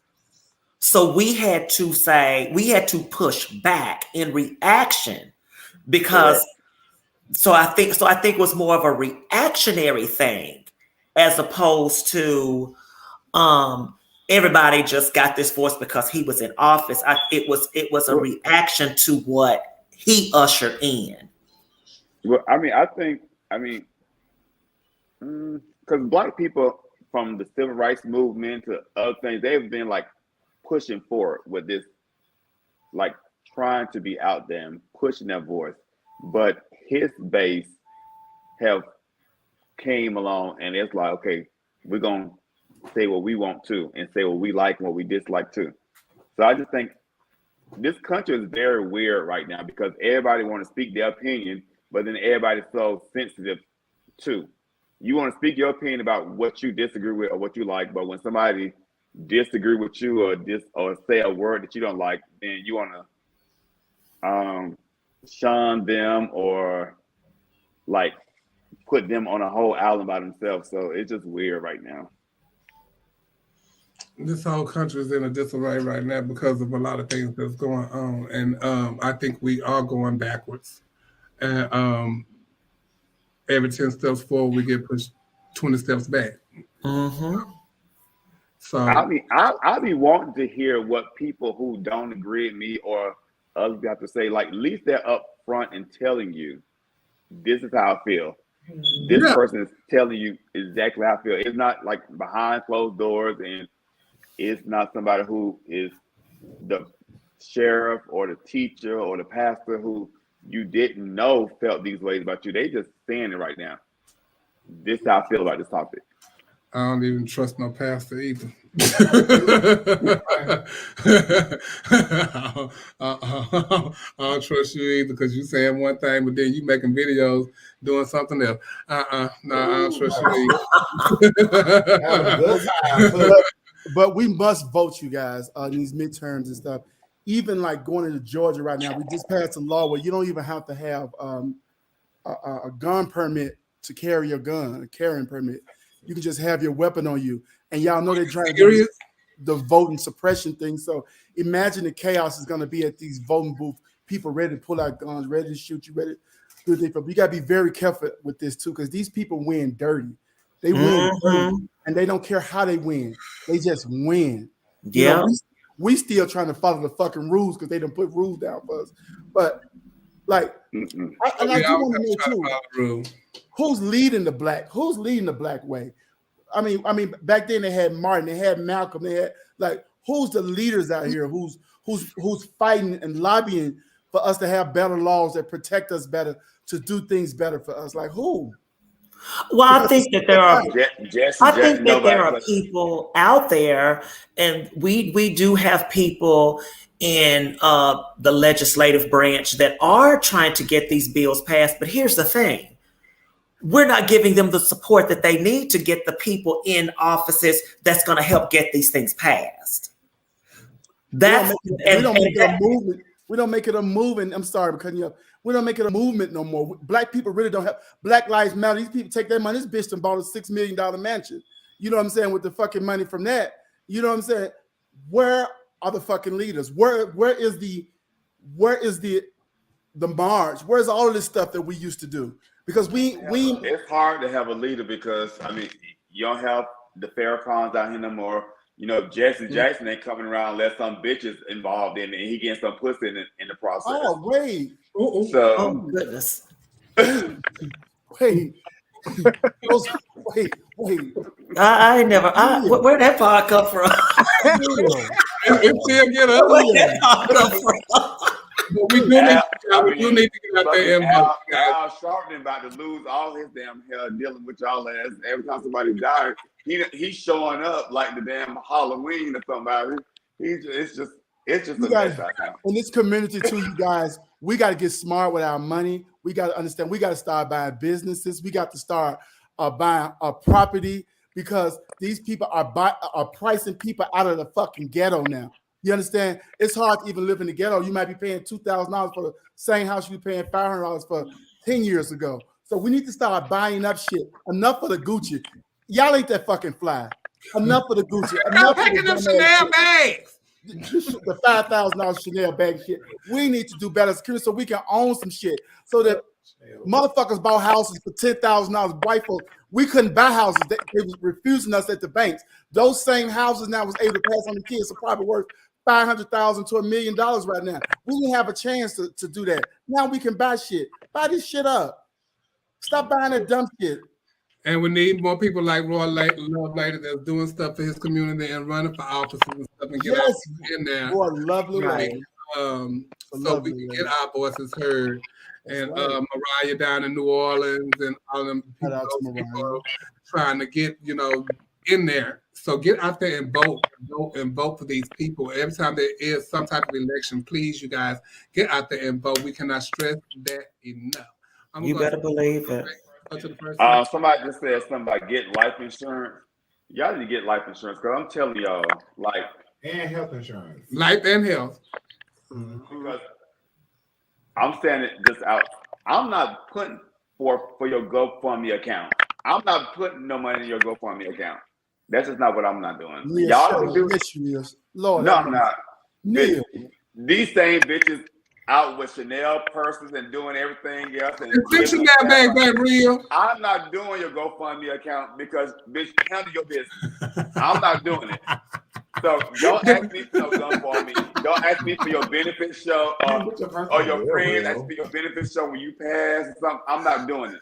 That liquor done kicked in. That liquor done kicked in. That tongue done got loose, baby. No GoFundMes for me. Look, that liquor done kicked in, baby, because Neil done ramped up another level, baby. No GoFundMes for the dead. No GoFundMes for the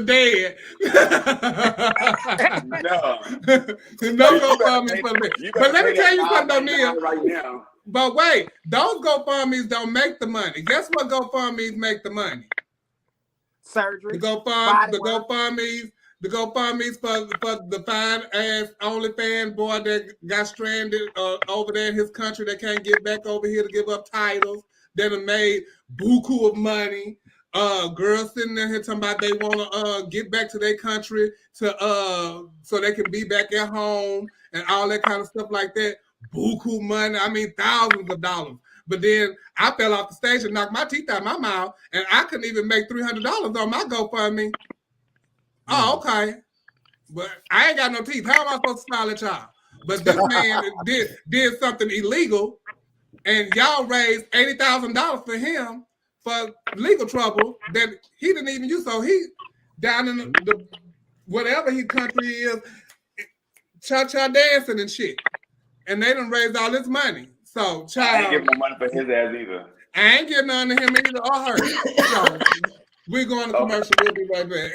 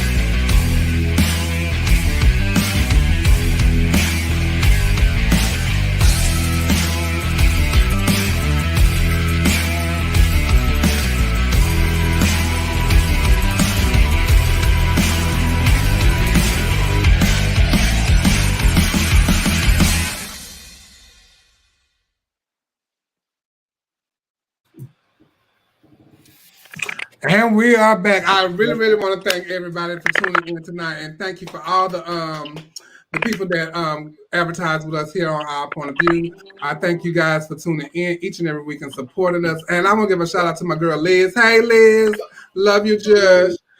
And thank you, Amaya Glamazon, for coming to play with us tonight. What you gotta say, Dominique? Don't forget Chris Steele.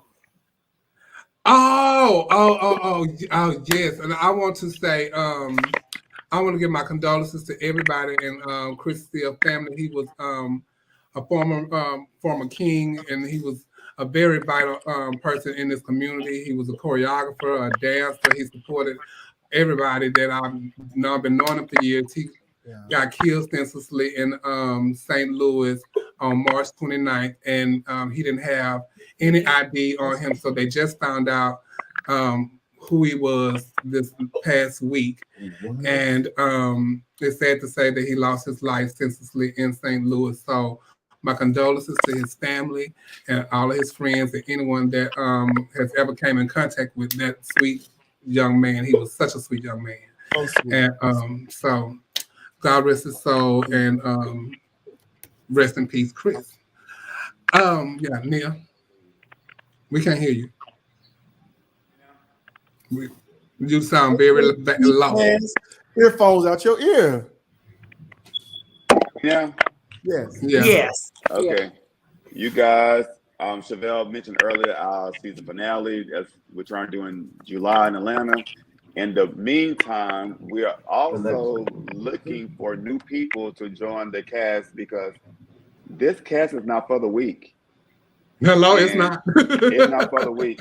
And those that can't make it, you can't make it. And we got to move on to other people that can make it. And you got to be willing to deal with the good and the bad. So we are out here looking for other people. You guys see that we're constantly bringing new people to see if they can gel with us and make it on the show. So if you feel like you might be one of those people, inbox us and let us know. Okay, because we do good here. The ones that sit here sitting pretty. Honey, and we don't need another Condoleezza Rice. I got that pod.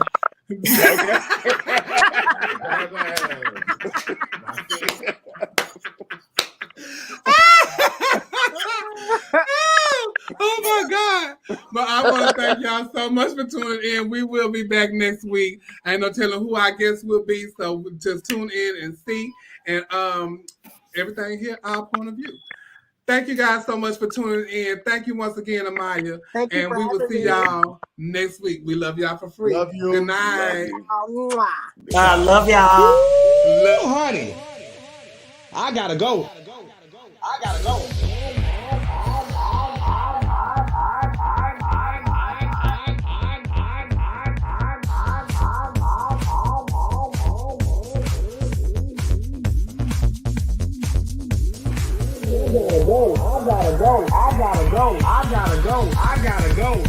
Yes, God, honey, they had tuned in, baby. I gotta go.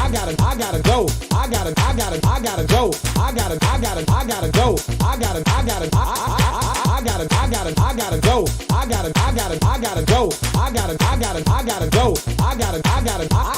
If I tell you the kids had came in and tuned in tonight, baby. Yes, they did, honey. I hope y'all got y'all juice, cause guess what, baby? I got mine. I can tell y'all one thing. Y'all better tune in next week, baby, for the next episode of the Boom Boom Show. I gotta go. Honey, I gotta go. Yes, God, honey, they had tuned in, baby. Baby. Woo, honey. I gotta go. I